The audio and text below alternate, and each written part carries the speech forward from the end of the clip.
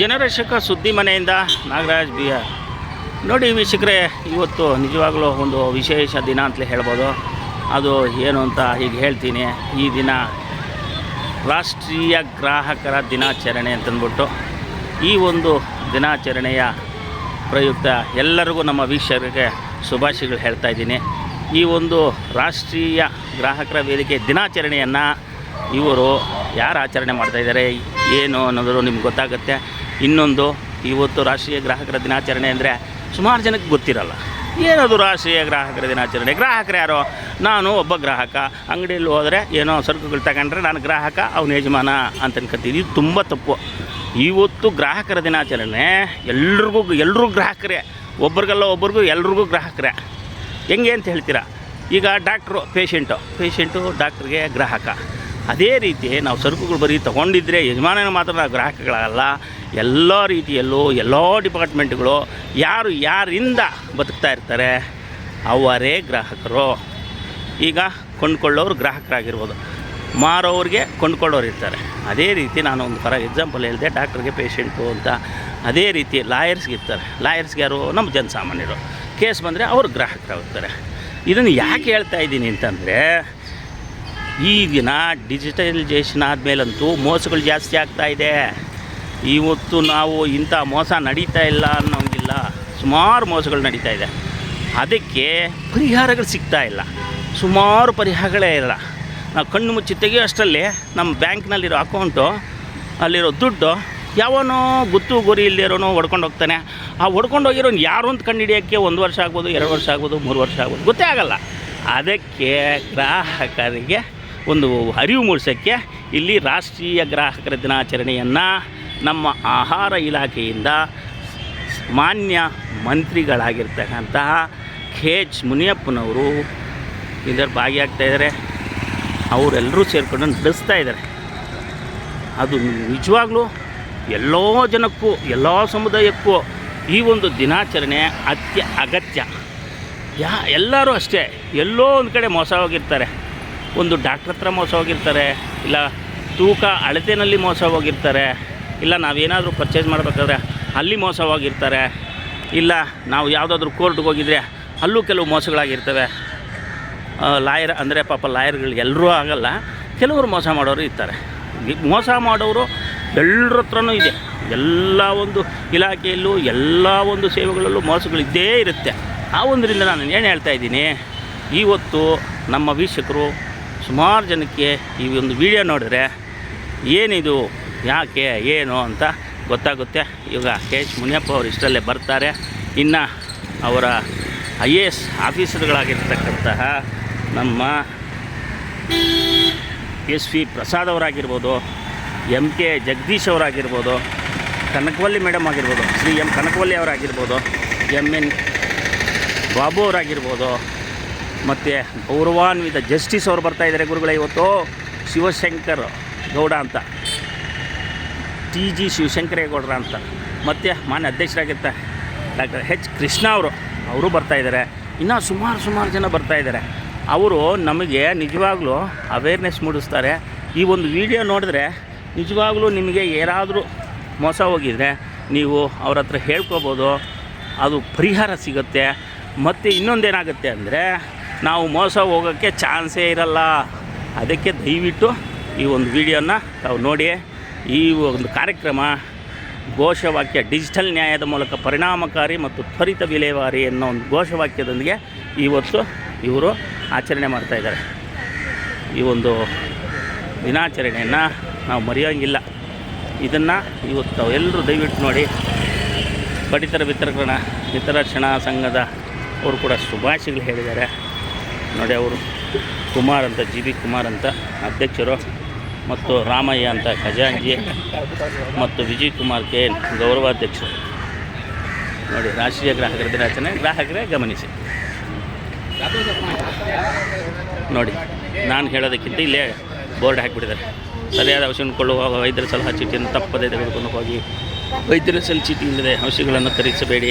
ಈ ರೀತಿ ಎಲ್ಲದರಲ್ಲೂ ನಾವು ಹೇಳೋದಕ್ಕಿಂತ ನೀವೆಲ್ಲ ಓದ್ಕೊಬೇಡಿ, ನಿಧಾನಕ್ಕೆ ಎಲ್ಲ ಸರಿಯಾಗಿರ್ತದೆ.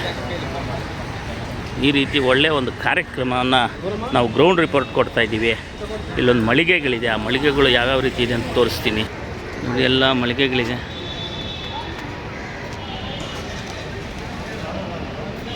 ಈ ಟ್ರೆಂಡ್ ಕ್ಯಾಂಪಿನ ಆಹಾರ ಸುರಕ್ಷತೆ ಮತ್ತು ಗುಣಮಟ್ಟ ಇಲಾಖೆ ನೋಡಿ ಸುಮಾರು ಮಳಿಗೆಗಳಿದೆ.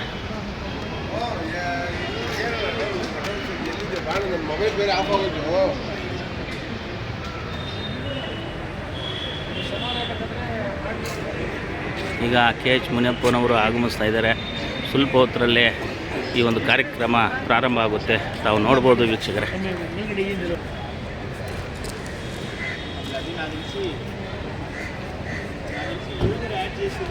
ಸರ್ಕಾರಿ ನೌಕರರ ಸಂಘದ ಒಂದು ಮೆಮೊರಿಯಲ್ ಹಾಲು ಇಲ್ಲಿ ಈ ದಿನ ನಡೀತಾ ಇದೆ. ತಾವು ನೋಡಬಹುದು ವಿಷಯ. ದೇವರನ್ನ ಸ್ಮರಿಸಿದರೊಂದಿಗೆ ಕಾರ್ಯಕ್ರಮಕ್ಕೆ ಚಾಲನೆ.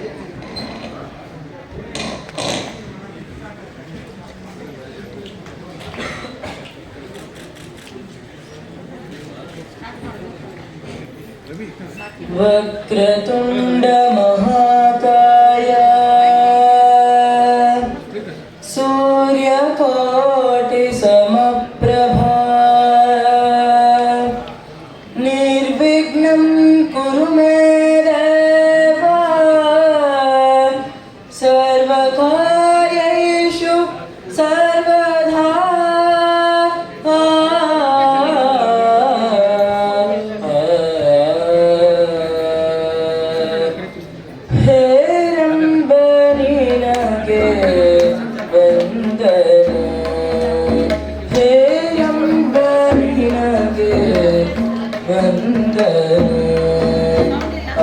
ಆರಂಭದಲ್ಲಿ ನಿನ್ನ ಆರಾಧನೆ ಹೇರಂಬ ನಿನಗೆ ವಂದನೆ ಹೇಳುವ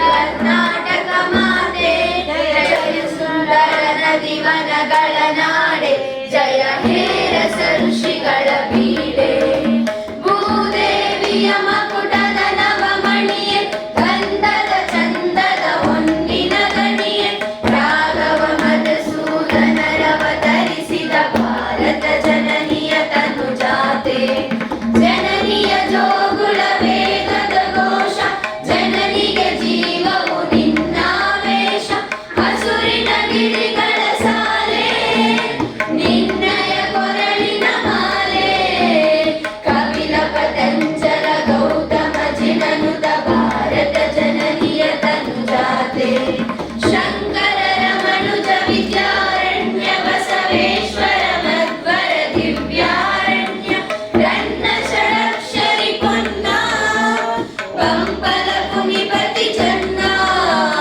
ಕುಮಾರ ಕೃಷ್ಣ ಶರಾವತಿ ತುಂಗ ಕಾವೇರಿಯವರ ರಂಗ ಚೈತನ್ಯ ಪರಮಹಂಸ ವಿವೇಕರ ಭಾರತ ಜನನಿಯ ತನುಜಾತೆ ಸರ್ವ ಜನಾಂಗದ ಶಾಂತಿಯ ತೋಟ ರಸಿಕರ ಕಂಗಳ ಸೆಳೆಯುವ ನೋಟ ಹಿಂದೂ ಕ್ರೈಸ್ತ ಮುಸಲ್ಮಾನ ಪಾರಸಿಕ ಜೈನರು ಉದ್ಯಾನ ಜನಕನ ಹೋಲುವ ದೊರೆಗಳ ಧಾಮ ಕಾಯಕ ವೈನಿಕರ ರಾಮ ಕನ್ನಡ ನುಡಿ ಕುಣಿದಾಡುವ ಗೇಹ ಕನ್ನಡ ತಾಯಿಯ ಮಕ್ಕಳ ದೇಹ ಭಾರತ ಜನನಿಯ ತನುಜಾತೆ ಜಯ ಹೇ ಕರ್ನಾಟಕ ಮಾತೆ ಜಯ ಹೇ ಕರ್ನಾಟಕ ಮಾತೆ ಜಯ ಹೇ ಕರ್ನಾಟಕ ಮಾತೆ.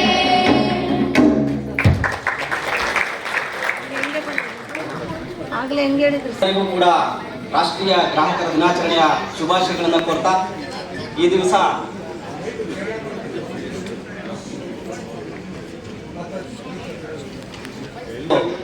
ಆಹಾರ ನಾಗರಿಕ ಸರಬರಾಜು ಹಾಗೂ ಗ್ರಾಹಕರ ವ್ಯವಹಾರಗಳ ಇಲಾಖೆಯ ವತಿಯಿಂದ ನಡೀತಾ ಇರತಕ್ಕಂಥ ಈ ಒಂದು ರಾಷ್ಟ್ರೀಯ ಗ್ರಾಹಕರ ದಿನಾಚರಣೆಯ ಕಾರ್ಯಕ್ರಮಕ್ಕೆ ನಿಮ್ಮೆಲ್ಲರ ನೆಚ್ಚಿನ ಈ ಒಂದು ಇಲಾಖೆಯ ಮಾನ್ಯ ಮಂತ್ರಿಗಳಾಗಿರ್ತಕ್ಕಂಥ ಶ್ರೀಯುತ ಮುನಿಯಪ್ಪ ಸಾಹೇಬರು ಆಗಮಿಸಿ ಈ ಒಂದು ಕಾರ್ಯಕ್ರಮವನ್ನು ಉದ್ಘಾಟನೆ ನಡೆಸಿಕೊಡ್ಬೇಕು ಅಂತ ನಾವು ಕೋರಿದಾಗ ಅವರು ಬಹಳ ಸಂತೋಷದಿಂದ ಈ ಕಾರ್ಯಕ್ರಮಕ್ಕೆ ಆಗಮಿಸಿದ್ದಾರೆ.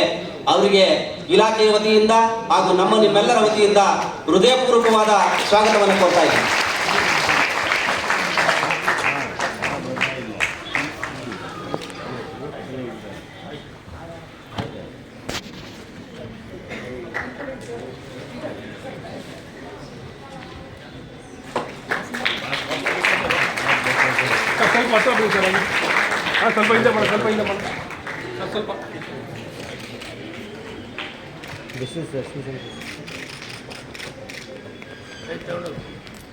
ಹಾಗೆಯೇ ಈ ಕಾರ್ಯಕ್ರಮಕ್ಕೆ ಗೌರವಾನ್ವಿತ ಶ್ರೀಯುತ ಜಸ್ಟಿಸ್ ಟಿ.ಜಿ. ಶಿವಶಂಕರೇಗೌಡರು ಆಗಮಿಸಿದ್ದಾರೆ.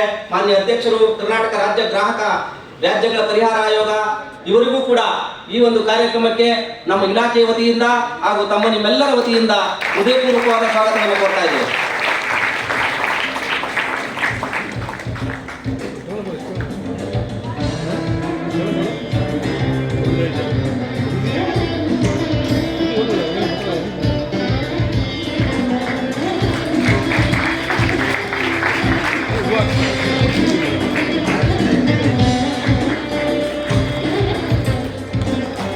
ಹಾಗೆ ಈ ಒಂದು ಕಾರ್ಯಕ್ರಮಕ್ಕೆ ನಮ್ಮ ಕರ್ನಾಟಕ ರಾಜ್ಯ ಆಹಾರ ಆಯೋಗದ ಅಧ್ಯಕ್ಷರಾಗಿರ್ತಕ್ಕಂಥ ಮಾನ್ಯ ಡಾಕ್ಟರ್ ಎಚ್ ಕೃಷ್ಣ ಸಾಹೇಬರು ಆಗಮಿಸಿದ್ದಾರೆ. ಅವರಿಗೂ ಕೂಡ ಇಲಾಖೆಯ ವತಿಯಿಂದ ಹಾಗೂ ನಿಮ್ಮೆಲ್ಲರ ವತಿಯಿಂದ ಹೃದಯಪೂರ್ವಕವಾದ ಸ್ವಾಗತವನ್ನು ಕೋರ್ತಾ ಇದ್ದೇನೆ.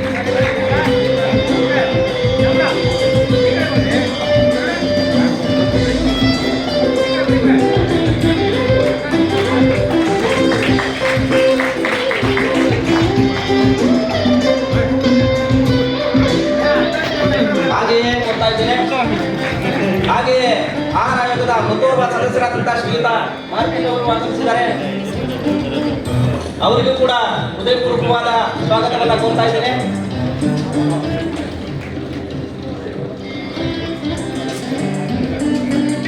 ಹಾಗೆ ಈ ಒಂದು ಕಾರ್ಯಕ್ರಮಕ್ಕೆ ಆಗಮಿಸಿರ್ತಕ್ಕಂಥ ಶ್ರೀಯುತ ಲಿಂಗರಾಜ್ ಕೋಟೆರವರು ಆಗಮಿಸಿದ್ದಾರೆ. ಆಹಾರ ಆಯೋಗದ ಸದಸ್ಯರು, ಅವರು ಕೂಡ ಹೃದಯಪೂರ್ವಕವಾದ ಸ್ವಾಗತವನ್ನು ಕೋರ್ತಾ ಇದ್ದೇನೆ.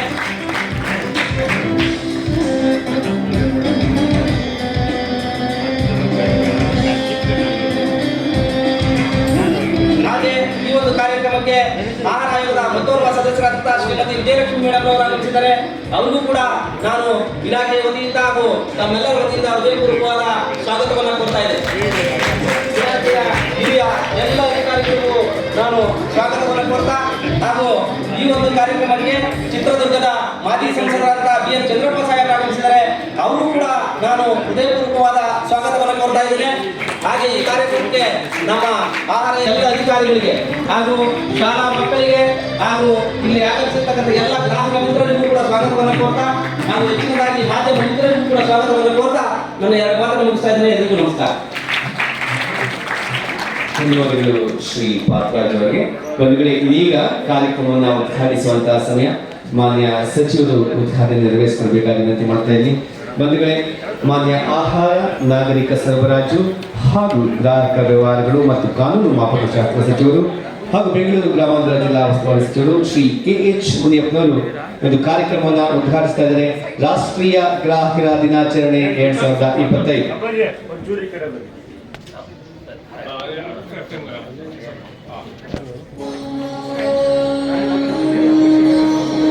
ಡಿಜಿಟಲ್ ನ್ಯಾಯದ ಮೂಲಕ ಪರಿಣಾಮಕಾರಿ ಮತ್ತು ತ್ವರಿತ ವಿಲೇವಾರಿ ಎಂಬ ಧ್ಯೇಯದೊಂದಿಗೆ ಈ ಬಾರಿಯ ಆಹಾರ ದಿನಾಚರಣೆ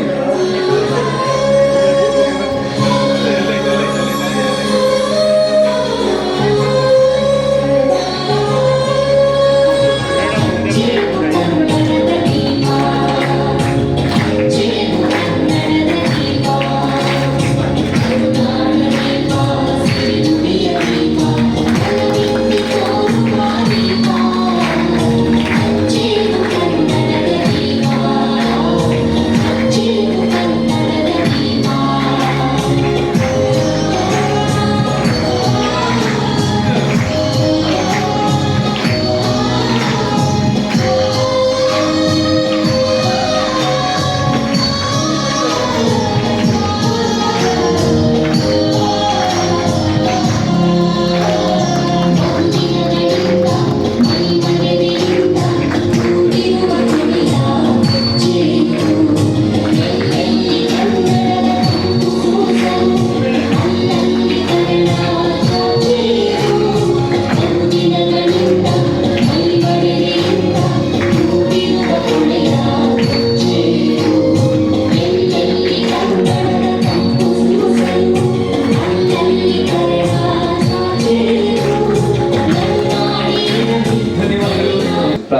ನುಡಿಗಳೀಗ. ಎಲ್ಲರಿಗೂ ನಮಸ್ಕಾರ.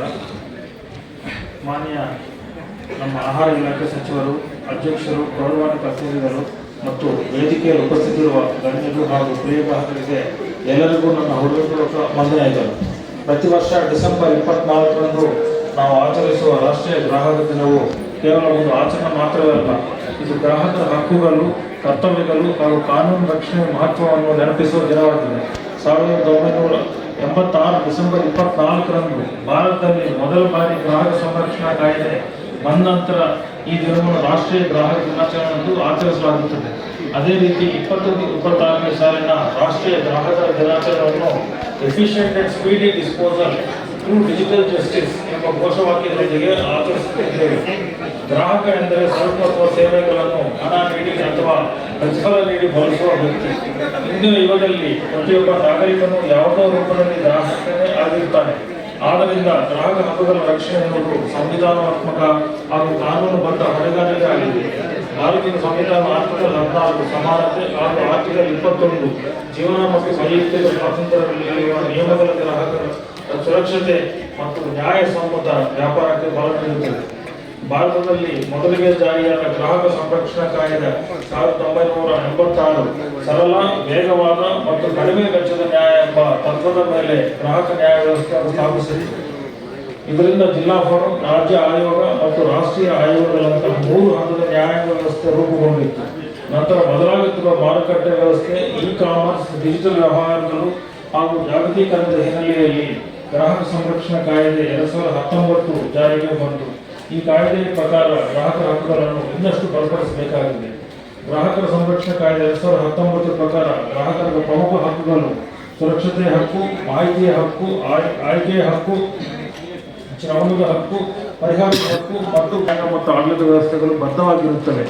ಗ್ರಾಹಕ ಸಂರಕ್ಷಣಾ ಕಾಯ್ದೆ 2019ರ ಪ್ರಮುಖ ವೈಶಿಷ್ಟ್ಯವೇನೆಂದರೆ ಕೇಂದ್ರ ಗ್ರಾಹಕ ಸಂರಕ್ಷಣಾ ಪ್ರಾಧಿಕಾರ ಸೆಂಟ್ರಲ್ ಕನ್ಸ್ಯೂಮರ್ಸ್ ಪ್ರೊಟೆಕ್ಷನ್ ಅಥಾರಿಟಿ ಇದೆ. ಇದು ತಪ್ಪು ಜಾಹೀರಾತುಗಳು, ಅನ್ಯಾಯವಾದ ವ್ಯಾಪಾರ ಪದ್ಧತಿಗಳು ಮತ್ತು ಗ್ರಾಹಕರ ಶೋಷಣೆ ವಿರುದ್ಧ ಕ್ರಮ ಕೈಗೊಳ್ಳುವ ಅಧಿಕಾರ ಹೊಂದಿದೆ. ಅಲ್ಲದೆ ಈ ದಾಖಲೆ ಸಲ್ಲಿಕೆ, ವಿಡಿಯೋ ಕಾನ್ಫರೆನ್ಸ್ ಮೂಲಕ ವಿಚಾರಣೆಯನ್ನು, ಈ ಜಾಗೃತಿ ಅಭಿಯಾನಗಳನ್ನು, ಗ್ರಾಹಕರ ನ್ಯಾಯ ಪಡೆಯುವ ವಿಧಾನವನ್ನು ಇನ್ನಷ್ಟು ಸುಲಭಗೊಳಿಸಿದೆ. ಇದಲ್ಲದೆ ಗ್ರಾಹಕರು ಕೂಡ ಕೆಲವು ಕರ್ತವ್ಯಗಳಿರುತ್ತವೆ. ಆ ಕರ್ತವ್ಯಗಳು ಏನೆಂದರೆ ಬಿಲ್ ಪಡೆದುಕೊಳ್ಳೋದು, ತಪ್ಪು ವ್ಯವಹಾರಗಳ ವಿರುದ್ಧ ದೂರು ನೀಡುವುದು, ಕಾನೂನು ಅರಿವು ಬಳಸಿಕೊಳ್ಳೋದು ಹಾಗೂ ನ್ಯಾಯಾಲಯದ ವ್ಯವಸ್ಥೆಯನ್ನು ದುರುಪಯೋಗಪಡಿಸಿಕೊಳ್ಳದೆ ಬಳಸುವುದು ಪ್ರತಿಯೊಬ್ಬ ಗ್ರಾಹಕನ ಕರ್ತವ್ಯವಾಗಿರುತ್ತದೆ. ಮಾನ್ಯರೇ, ರಾಷ್ಟ್ರೀಯ ಗ್ರಾಹಕ ದಿನವು ನಮ್ಮೆಲ್ಲರಿಗೂ ಒಂದು ಸಂದೇಶ ನೀಡುತ್ತದೆ. ಕಾನೂನು ಅರಿವುಳ್ಳ ಗ್ರಾಹಕನೇ ಬಲಿಷ್ಠ ಗ್ರಾಹಕ. ಈ ದಿನದಂದು ನಾವು ಪ್ರತಿಜ್ಞೆ ಮಾಡೋಣ, ಗ್ರಾಹಕರ ಹಕ್ಕುಗಳ ರಕ್ಷಣೆಗಾಗಿ, ನ್ಯಾಯಸಮ್ಮತ ವ್ಯಾಪಾರಕ್ಕಾಗಿ ಹಾಗೂ ಕಾನೂನು ಅರಿವಿನ ಬಲವರ್ಧನೆಗಾಗಿ ಸದಾ ಶ್ರಮಿಸೋಣ ಎಂದು ತಿಳಿಸುತ್ತೇನೆ. ಕರ್ನಾಟಕ ರಾಜ್ಯ ಸರ್ಕಾರವು ಗ್ರಾಹಕರಲ್ಲಿ ಜಾಗೃತಿಯನ್ನು ಮೂಡಿಸುವ ಸಲುವಾಗಿ ಜಾಗೃತಿ ಅಭಿಯಾನಗಳು ಹಾಗೂ ಚಟುವಟಿಕೆಗಳನ್ನು ಉತ್ತೇಜಿಸಲು ಪ್ರತಿ ವರ್ಷ ಅನುದಾನವನ್ನು ಬಿಡುಗಡೆಗೊಳಿಸುವ ವಿಷಯವನ್ನು ತಿಳಿಸಲು ಬಯಸುತ್ತೇನೆ ಮತ್ತು ಈ ಒಂದು ಅವಕಾಶವನ್ನು ನೀಡಿದ್ದಕ್ಕೆ ತಾವೆಲ್ಲರೂ ಕೂಡ ಧನ್ಯವಾದಗಳು ತಿಳಿಸುತ್ತೇನೆ. ಇವತ್ತಿನ ಕಾರ್ಯಕ್ರಮದ ಕುರಿತು ಮುಖ್ಯ ಭಾಷಣ ನೆರವೇರಿಸಿಕೊಳ್ಳಿದ್ದಾರೆ ಮಾನ್ಯ ಅಧ್ಯಕ್ಷರು, ಕರ್ನಾಟಕ ರಾಜ್ಯ ಗ್ರಾಹಕ ವ್ಯವಹಾರಗಳ ಪರಿಹಾರ ಆಯೋಗ ಬೆಂಗಳೂರು, ಗೌರವಾನ್ವಿತ ಶ್ರೀ ಜಸ್ಟಿಸ್ ಟಿ.ಜಿ. ಶಿವಶಂಕರಿ ಅವರು. ಚಪ್ಪಳಂಕಿನ ಸ್ವಾಗತಿಸಿ.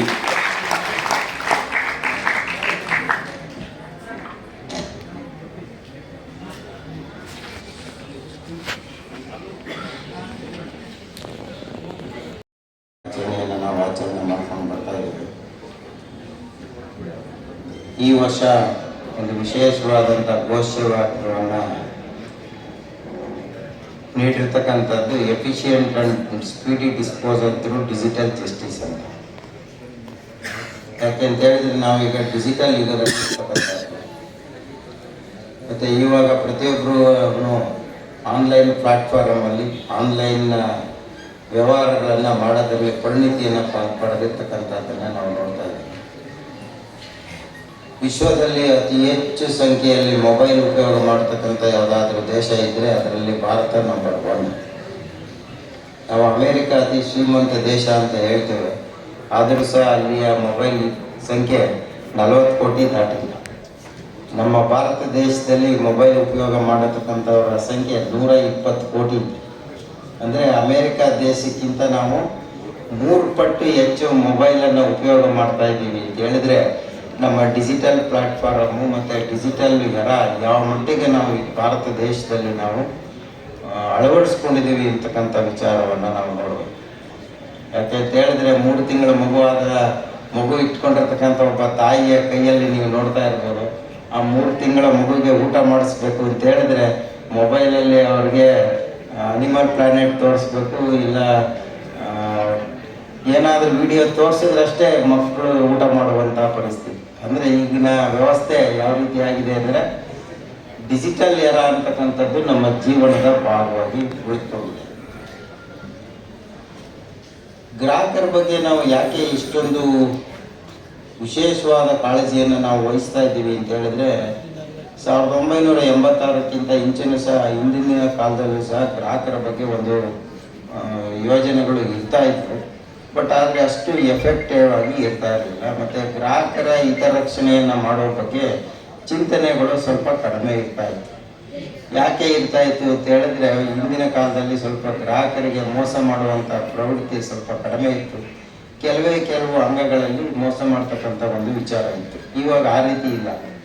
ಈಗ ಗ್ರಾಹಕರಿಗೆ ಮೋಸ ಮಾಡೋದೇ ನಮ್ಮ ಆಜನ್ಮ ಸಿದ್ಧ ಹಕ್ಕು ಅನ್ನುವಂಥ ಒಂದು ಪ್ರತಿಪಾದನೆಯನ್ನು ಈಗ ಎಲ್ಲ ಆನ್ಲೈನ್ ಪ್ಲಾಟ್ಫಾರ್ಮ್ಗಳವರು, ಅಂಗಡಿ ಮುಂಗಟ್ಟುಗಳವರು ಎಲ್ಲ ಮಾಡ್ತಾ ಇದ್ದಾರೆ. ಯಾಕೆ ಅಂತ ಹೇಳಿದ್ರೆ ಗ್ರಾಹಕರಾಗಿ ನಾವು ಖರ್ಚು ಮಾಡ್ತಕ್ಕಂಥ ಪ್ರತಿಯೊಂದು ರೂಪಾಯಿ ಒಂದೊಂದು ಪೈಸೆಗೂ ಸಹ ನಮಗೆ ಸೇವೆ ಸಿಗಬೇಕಾಗುತ್ತೆ. ಸೇವೆ ಸಿಗಲಿಲ್ಲ ಅಂತ ಹೇಳಿದ್ರೆ ಅದಕ್ಕೆ ಯಾವ ರೀತಿ ನಾವು ನಮ್ಮ ಸೇವೆಯನ್ನು ಪಡೆದುಕೊಳ್ಬೇಕು ಅಂತಕ್ಕಂಥ ಅರಿವನ್ನು ನಾವು ತಿಳ್ಕೊಳ್ಬೇಕಾಗುತ್ತೆ. ಕೆಲವೊಂದು ಬಾರಿ ನಾವು ಅಡ್ವರ್ಟೈಸ್ಮೆಂಟ್ಗಳು ನೋಡಿ ಫೂಲ್ ಆಗ್ಬಿಡ್ತೀವಿ. ಅಡ್ವರ್ಟೈಸ್ಮೆಂಟಲ್ಲಿ ಹೇಳೋದೇ ಒಂದು, ಅಲ್ಲಿ ಹೋಗಿ ತೆಗೆದು ನೋಡಿದಾಗಲೇ ಒಂದು. ಮೊನ್ನೆ ಒಂದು ಪ್ರಕರಣ ನಮ್ಮ ನ್ಯಾಯಾಲಯದಲ್ಲಿ ಬಂತು. ಅದರಲ್ಲಿ ಒಬ್ಬ ವ್ಯಕ್ತಿ ಲ್ಯಾಪ್ಟಾಪ್ ಆರ್ಡರ್ ಮಾಡ್ತಾರೆ, ಆನ್ಲೈನ್ ಮಾಡಿ ದುಡ್ಡು ಕಟ್ತಾರೆ. ಅವ್ರಿಗೆ ಡೆಲಿವರಿ ಮಾಡಿದಾಗ ಅದನ್ನು ಪ್ಯಾಕೆಟ್ ಓಪನ್ ಮಾಡಿದ್ರೆ ಲ್ಯಾಪ್ಟಾಪ್ ಆಗಲಿದ್ದು ಒಂದು ಹಲಗೆ ಪೀಸ್ ಇತ್ತು, ಲ್ಯಾಪ್ಟಾಪ್ ಇರಲಿಲ್ಲ. ಸೊ ಅದನ್ನು ಹೋಗಿ ಅವರು ಕಂಪ್ಲೇಂಟ್ ಕೊಡ್ತಾರೆ, ಇದೇನು ನಾನು ಕೇಳಿದ್ದು ಲ್ಯಾಪ್ಟಾಪ್, ಇಲ್ಲಿ ನೋಡಿದ್ರೆ ಹಲಗೆ ಪೀಸ್ ಬಂದಿದೆ. ಇಲ್ಲ ಎಲ್ಲ ತಪ್ಪಾಗಿರಬೇಕು ಅಂದರು. ಹಂಗಾದರೆ ನಂದು ತಪ್ಪಾಗಿದೆ ಅನ್ನೋದಿದ್ರೆ ಇನ್ನೊಂದು ಸಾರಿ ಆರ್ಡರ್ ಮಾಡ್ತೀನಿ, ನೆಕ್ಸ್ಟ್ ಟೈಮು ಲ್ಯಾಪ್ಟಾಪೇ ಬರಬೇಕು ಅಂತ. ಕೊನೆಗೆ ಅವರು ಇನ್ನೊಂದು ಆರ್ಡರ್ ಪ್ಲೇಸ್ ಮಾಡಿದರು. ಆ ಪ್ಲೇಸ್ ಆರ್ಡರ್ ಆದನ್ನ ಡೆಲಿವರಿ ತಗೊಳ್ಳೋದಕ್ಕಿಂತ ಮುಂಚೆ ಅವರ ಜಾಗಕ್ಕೆ ಹೋಗಿ ಅಲ್ಲಿ ಓಪನ್ ಮಾಡಿದ್ರೆ ಈ ಹಲಗೆ ಪೀಸ್ ಏನು ಬಂದಿತ್ತು ಅದರ ಇನ್ನೊಂದು ಪೀಸ್ ಬಂತು. ಅಂದರೆ ನಾವು ಕೊಟ್ಟಂಥ ಹಣಕ್ಕೆ ನಮಗೆ ಏನು ಮೌಲ್ಯಯುತವಾದಂಥ ವಸ್ತು ಬರಬೇಕಾಗಿತ್ತು, ಸರಕು, ಅದು ಬರಲಿಲ್ಲ ಅಂತ ಹೇಳಿದಾಗ ಆ ಗ್ರಾಹಕರಿಗೆ ಆಗುವಂಥ ನಷ್ಟವನ್ನು ಪರಿಹಾರ ರೂಪದಲ್ಲಿ ಪಡೆದುಕೊಳ್ತಕ್ಕಂಥ ಒಂದು ವಿಚಾರದಲ್ಲಿ ಅನೇಕ ಪ್ರಕರಣಗಳು ನಮ್ಮಲ್ಲಿ ಬರ್ತಾಯಿದೆ. ಸೊ ಕೊನೆಗೆ ನಾನು 2 ಲ್ಯಾಪ್ಟಾಪ್ ದುಡ್ಡುಗಳಿಗೆ ಏನು ದುಡ್ಡು ಕಟ್ಟಿದ್ರು ಆ ದುಡ್ಡನ್ನು ವಾಪಸ್ ಕೊಡೋದ್ರ ಜೊತೆಗೆ ಅವರಿಗೆ 50,000 ರೂಪಾಯಿ ಪರಿಹಾರವನ್ನು, 10,000 ರೂಪಾಯಿ ನ್ಯಾಯಾಲಯದ ಖರ್ಚನ್ನು ನಾವು ಕೊಟ್ಟು ಆ ಕೇಸಲ್ಲಿ ಅವ್ರಿಗೆ ತೀರ್ಪು ನೀಡಬೇಕು. ಈಗ ಗ್ರಾಹಕರ ವಿಚಾರದಲ್ಲಿ ಬಂದಾಗ ನಾವು ಆರೋಗ್ಯ ಇಲಾಖೆಯ ಮತ್ತು ಆರೋಗ್ಯದ ಬಗ್ಗೆಯೂ ಹೆಚ್ಚಿನ ಅಂಶಗಳನ್ನು ನಾವು ತಿಳ್ಕೊಬೇಕಾಗುತ್ತೆ. ಯಾಕೆ ಅಂತ ಹೇಳಿದ್ರೆ ಅನೇಕ ಪ್ರಕರಣಗಳಲ್ಲಿ ಇನ್ಶೂರೆನ್ಸ್ ಕಂಪ್ನಿನಲ್ಲಿ ನಾವು ಮೆಡಿಕಲ್ ಇನ್ಶೂರೆನ್ಸ್ ತೊಗೋತೀವಿ. ಮೆಡಿಕಲ್ ಇನ್ಶೂರೆನ್ಸ್ ಇದೆಯಲ್ಲ ಅಂತ ಹೋಗಿ ಆಪ್ರೇಷನ್ ಮಾಡಿಸ್ಕೊಳ್ತೀವಿ. ಮೊನ್ನೆ ಒಬ್ಬರು Canara bank retired lady officer ಒಂದು 40 ಪರ್ಸನ್ ಒಂದು ಕೇಸನ್ನ ನನ್ನ ಮುಂದೆ ಆರ್ಗ್ಯೂ ಮಾಡಿದ್ರು. ನಾನು ಇನ್ಶೂರೆನ್ಸ್ ಕಂಪ್ನಿಯವ್ರಿಗೆ ನೀವು 1.5 ಲಕ್ಷ ರೂಪಾಯಿ ಪರಿಹಾರ ಕೊಡಲೇಬೇಕು ಅಂತ ಆದೇಶ ಮಾಡಿ ಅವ್ರಿಗೇನು ಮಾಡಿದರು, ಕ್ಯಾಶ್ಲೆಸ್ ಫೆಸಿಲಿಟಿ ಇಟ್ಕೊಂಡು ಅವರು ಮಣಿಪಾಲ್ ಆಸ್ಪತ್ರೆಗೆ ಹೋಗ್ತಾರೆ. ಮಣಿಪಾಲ್ ಆಸ್ಪತ್ರೆಯಲ್ಲಿ ಅವರು 1.5 ಲಕ್ಷ ರೂಪಾಯಿ ಎಸ್ಟಿಮೇಷನ್ ಕೊಡ್ತಾರೆ ಒಂದು ಹಲ್ ರಿಪೇರಿಗೆ. ಇವರು ಕ್ಯಾಶ್ಲೆಸ್ ಫೆಸಿಲಿಟಿ ಇದೆಯಲ್ಲ, ಇನ್ಶೂರೆನ್ಸ್ ಕಂಪ್ನಿಯವರು ದುಡ್ಡು ಕೊಡ್ತಾರೆ ಅಂತೇಳಿ ಇವರು ಕ್ಯಾಶ್ಲೆಸ್ ಫೆಸಿಲಿಟಿಗೆ ರಿಕ್ವೆಸ್ಟ್ ಮಾಡ್ತಾರೆ. ಅವರು ಏನು ಮಾಡ್ತಾರೆ, 60,000 ರೂಪಾಯಿಗೆ ಅಪ್ರೂವ್ ಮಾಡ್ತಾರೆ. ನೀವು ತೊಗೊಳ್ಳಿ, ಹಲ್ ರಿಪೇರಿ ಮಾಡಿಸ್ಕೊಳ್ಳಿ, 60,000 ರೂಪಾಯಿ ನಾವು ಕಟ್ತೀವಿ. ಅವರು 60,000 ರೂಪಾಯಿ ಜೊತೆಗೆ ಇನ್ನೂ 1.5 ಲಕ್ಷ ರೂಪಾಯಿ ಬಿಲ್ ಮಾಡ್ತಾರೆ. ಬಿಲ್ ಕಟ್ಟಬೇಕು ಅಂತ ಹೇಳಿದಾಗ ಇನ್ಶೂರೆನ್ಸ್ ಅವ್ರು ಹೇಳ್ತಾರೆ, ಇಲ್ಲ ಹಲ್ ರಿಪೇರಿಗೆ ಕವರೇಜೇ ಇಲ್ಲ, ನಾವು ಇನ್ಶೂರೆನ್ಸ್ ಕೊಟ್ಟಿಲ್ಲ ಅಂತ ಹೇಳ್ತಾರೆ. ಸೊ ಆವಾಗ ಅವರು ನಮ್ಮ ಮುಂದೆ ಕೇಸ್ ಹಾಕಿ ವಾದ ಮಾಡಿದಾಗ ಕವರೇ ಆಗಿಲ್ಲ ಅಂತ ಹೇಳಿದ್ಮೇಲೆ 60,000 ರೂಪಾಯಿಗೆ ನೀವು ಹೆಂಗೆ ಅಪ್ರೂವಲ್ ಕೊಟ್ಟರು? ನೀವು ಅಪ್ರೂವಲ್ ಕೊಟ್ಟಿಲ್ಲ ಅಂದಿದ್ರೆ ನಾನು ಮಣಿಪಾಲ್ ಆಸ್ಪತ್ರೆಯಲ್ಲಿ 1.5 ಲಕ್ಷ ಖರ್ಚು ಮಾಡ್ತಿರಲಿಲ್ಲ. ಡೆಂಟಲ್ ಕ್ಲಿನಿಕ್ಕಿಗೆ ಎಲ್ಲರೂ ಹೋಗಿ ಒಂದು 500,000 ರೂಪಾಯಿಯಲ್ಲಿ ನಾನು ರಿಪೇರಿ ಮಾಡಿಸ್ಕೊತಾ ಇದ್ದೆ. ಇನ್ಶೂರೆನ್ಸ್ ಇದೆ, ನೀವು ಕೊಡ್ತೀರಿ ಅಂತೇಳಿ ನಾನು ದೊಡ್ಡ ಆಸ್ಪತ್ರೆಗೆ ಹೋಗಿ ಈಗ 1.5 ಲಕ್ಷ ರೂಪಾಯಿ ಖರ್ಚು ಮಾಡಿದ್ದೀನಿ ಅಂತ ಹೇಳಿದಾಗ ನಾನು ಕೊನೆಗೆ ಆ ಇನ್ಶೂರೆನ್ಸ್ ಕಂಪ್ನಿಗೆ ಹೇಳಬೇಕಾಯಿತು, ನೀವು 60,000 ರೂಪಾಯಿ ಏನು ಅಪ್ರೂವಲ್ ಮಾಡಿದ್ದೀರಿ ಅದನ್ನು ಅಪ್ರೂವ್ ಮಾಡಿದಂಥ ಏಜೆಂಟ್ ಅಪ್ರೂವ್ ಮಾಡಿದ್ದಾರೆ, ನಮಗೆ ಗೊತ್ತಿಲ್ಲ ಅಂತ. ಹಂಗಂದರೆ ನೀವು 60,000 ರೂಪಾಯಿ ಕೊಡಿ, ನಿಮ್ಮ ಏಜೆಂಟ್ ಹತ್ರ ನೀವು ವಸೂಲಿ ಮಾಡ್ಕೊಳ್ಳಿ ಅಂತೇಳಿ ಪರಿಹಾರ ರೂಪದಲ್ಲಿ 50,000 ರೂಪಾಯಿ ಕೊಟ್ಟು ಆಲ್ಮೋಸ್ಟ್ 1,20,000 ರೂಪಾಯಿನ ಆ ಗ್ರಾಹಕರಿಗೆ ಕೊಡಿಸುವಂಥ ಒಂದು ಪ್ರಯತ್ನವನ್ನು ಮಾಡಿದ್ವಿ. ಆಸ್ಪತ್ರೆಗಳಿಗೆ ಹೋಗಿ ನಾವು ಇಲಾಜ್ ತೆಗೆದುಕೊಳ್ಬೇಕು ಅಂತ ಹೇಳಿದ್ರೆ ನಾವು ಭಾರಿ ಕೇರ್ಫುಲ್ ಆಗಿರಬೇಕು. ಮೊನ್ನೆ ಒಂದು ಪ್ರಕರಣ ನನ್ನಲ್ಲಿ ಬಂತು. ಅದರಲ್ಲಿ ಅವರು ಆಪ್ರೇಷನ್ ಮಾಡಿಸ್ಕೋತಾರೆ ಹೋಗಿ ಗೈನಕಾಲಜಿಸ್ಟ್ ಹತ್ರ. ಸೊ ಗೈನಕಾಲಜಿಸ್ಟ್ ಆಪ್ರೇಷನ್ ಮಾಡಾದ್ಮೇಲೆ ಡಿಸ್ಚಾರ್ಜ್ ಮಾಡಿ ಮನೆಗೆ ಕಳಿಸ್ತಾರೆ. ಆ ಎಮ್ಮನಿಗೆ ಹೊಟ್ಟೆ ಭಾಗದಲ್ಲಿ ನೋವು ಯಾವಾಗಲೂ ಇರ್ತಾನೆ ಇರುತ್ತೆ. 1 ತಿಂಗಳು 2 ತಿಂಗಳು 3 ತಿಂಗಳು ಹೋಗ್ತಾರೆ ಅವರು. ಸೊ ಹೋದರೂ ಇವರು ಡಾಕ್ಟ್ರು ಏನಾಗಿದೆ ಅಂತ ಅನಾಲಿಸಿಸ್ ಮಾಡಲಿಲ್ಲ. ಕೊನೆಗೆ 3 ವರ್ಷಗಳ ಕಾಲದ ನಂತರದಲ್ಲಿ ಅವರು ಬೇರೆ ದೊಡ್ಡ ಆಸ್ಪತ್ರೆಗೆ ಹೋಗಿ ಸ್ಕ್ಯಾನಿಂಗ್ ಮಾಡಿದ್ರೆ ಈ ಆಪರೇಷನ್ ಮಾಡದ 3.5 ಇಂಚಿನ ಸಿಸರ್ ಕತ್ರಿನ ಹೊಟ್ಟೆ ಒಳಗೆ ಬಿಟ್ಬಿಟ್ಟಿದೆ. ಸೊ ಆ ಸ್ಕ್ಯಾನಿಂಗ್ ರಿಪೋರ್ಟಲ್ಲಿ ಕಾಣ್ತಾ ಇದೆ ಹೊಟ್ಟೆ ಒಳಗಡೆ ಆ ಕತ್ರಿ ಇರುವಂತ. ಇಮ್ಯಾಜಿನ್ ಮಾಡಿ, ಒಬ್ಬ ಹೆಣ್ಣು ಮಗಳು ಹೊಟ್ಟೆ ಒಳಗಡೆ ಕತ್ರಿ 3 ವರ್ಷ ಇದೆ ಅಂತ ಹೇಳಿದ್ರೆ ಆ ಕತ್ರಿ ಏನು ಮಾಡಿದೆ, ಎಲ್ಲ ಭಾಗಗಳನ್ನು ಚುಚ್ಚಿ ಅಲ್ಟಿಮೇಟ್ಲಿ ಅವರು ಆ ಎಮ್ಮ 3 ವರ್ಷದ ನಂತರದಲ್ಲಿ ಸತ್ತೇ ಹೋಗ್ಬಿಟ್ಟು. ಕೊನೆಗೆ ನಾವು ಆ ಎಮ್ಮನ ಗಂಡಿಗೆ 30 ಲಕ್ಷ ರೂಪಾಯಿಗಳ ಪರಿಹಾರವನ್ನು ನಾವು ಆದೇಶ ಮಾಡಬೇಕಾಗ್ತಂತು. ಇಂತಹ ಒಂದು ವ್ಯವಸ್ಥೆಗಳು ಎಜುಕೇಟೆಡ್ ಕ್ಲಾಸ್ ಅಂತ ಇರ್ತಕ್ಕಂಥದ್ದು ಡಾಕ್ಟರ್ಗಳಲ್ಲೇ ಮೆಡಿಕಲ್ ನೆಗ್ಲಿಜೆನ್ಸ್ ಮಾಡುವಂಥ ಕೇಸ್. ಒಬ್ರು ಒಂದು ಪ್ರಕರಣದಲ್ಲಿ ಮಾಮೂಲಿ ಸರ್ಜನ್, ಅವರು ಹೊಟ್ಟೆ ಆಪರೇಷನ್ ಮಾಡೋ ಸರ್ಜನ್ ಕಣ್ಣು ಆಪರೇಷನ್ ಮಾಡ್ಬಿಟ್ಟಿದ್ದಾರೆ.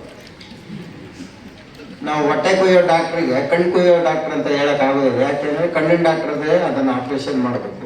ಅವರು ಹೊಟ್ಟೆನಲ್ಲಿ ಆಪ್ರೇಷನ್ ಮಾಡುವಾಗ ಸ್ವಲ್ಪ ರಫ್ ಅಂಡ್ ಟಫ್ ಆಗಿ ಆಪ್ರೇಷನ್ ಮಾಡ್ಬೋದು. ಬಟ್ ಕಣ್ಣನ್ನು ಆಪ್ರೇಷನ್ ಮಾಡುವಂಥದ್ದು, ಬ್ರೈನ್ ಆಪ್ರೇಷನ್ ಮಾಡ್ತಕ್ಕಂಥ ಡಾಕ್ಟ್ರುಗಳು ಭಾರಿ ಕೇರ್ಫುಲ್ಲಾಗಿ ಆಪ್ರೇಷನ್ ಮಾಡಬೇಕಾಗುತ್ತೆ. ಇವರು ಕಣ್ಣು ಆಪ್ರೇಷನ್ ಮಾಡುವಾಗ ಏನು ಮಾಡಿದ್ದಾರೆ, ಕತ್ರಿನ ಕಣ್ಣಿನ ಗುಡ್ಡೆ ಒಳಗೆ ಚುಚ್ಚಿಬಿಟ್ಟಿದ್ದಾರೆ. ಆ ಗುಡ್ಡೆ ಒಳಗಡೆ ಹಿಂಗಾಗಿದೆ. ಪಾಪ ಆ ಹೆಣ್ಮಗಳು ಇನ್ನೂ ಮದುವೆ ಆಗಿಲ್ಲ. ಆ ಹೆಣ್ಮಗಳು, ಸರ್ ನೋಡಿ ನನ್ನ ಕಣ್ಣು ನೋಡಿ, ಇವರು ಹೊಟ್ಟೆ ಕೊಯ್ಯೋ ಡಾಕ್ಟ್ರು ನನ್ನ ಕಣ್ಣು ಕೂತ್ಬಿಟ್ಟಿದ್ದಾರೆ. ಸೊ ಅದಕ್ಕೆ ಏನು ನಾವು ಉತ್ತರ ಕೊಡಬೇಕಾಗ್ತದೆ ಅನ್ನುವಂಥದ್ದನ್ನು ನೀವು ನೋಡ್ಕೊಳ್ಳಿ. ಸೊ ಈ ಒಂದು ನಿಟ್ಟಿನಲ್ಲಿ ನಾವು 1986ನೇ ಇಸ್ವಿನಲ್ಲಿ ಗ್ರಾಹಕರ ಕಾಯ್ದೆಯನ್ನು ತಂದಂಥದ್ದು. ಆ ಒಂದು 86ರಿಂದ 2019ನೇ ಇಸ್ವಿಯವರೆಗೆ ಏನೆಲ್ಲ ಒಂದು ಸಾಧಕ ಬಾಧಕಗಳು ಆ ಕಾಯ್ದೆಗಳಲ್ಲಿ ಇತ್ತು ಅಂತಕ್ಕಂಥ ಒಂದು ಅಧ್ಯಯನವನ್ನು ಮಾಡಿದ ನಂತರ 2019ನೇ ಇಸ್ವಿನಲ್ಲಿ ಗ್ರಾಹಕರ ಕಾಯ್ದೆಗೆ ತಿದ್ದುಪಡಿಯನ್ನು ಮಾಡಿ ಗ್ರಾಹಕರ ಹಕ್ಕುಗಳ ಬಗ್ಗೆ ನಾವು ಹೆಚ್ಚಿನ ಒತ್ತನ್ನು ಕೊಡುವಂಥ ಒಂದು ವಿಚಾರದಲ್ಲಿ ಜುಲೈ 2020ನೇ ಇಸ್ವಿಯಿಂದ ಹೊಸ ಕಾಯ್ದೆಯನ್ನು ನಾವು ಜಾರಿಗೆ ತೆಗೆದುಕೊಂಡು ಬಂದಿದ್ದೇವೆ.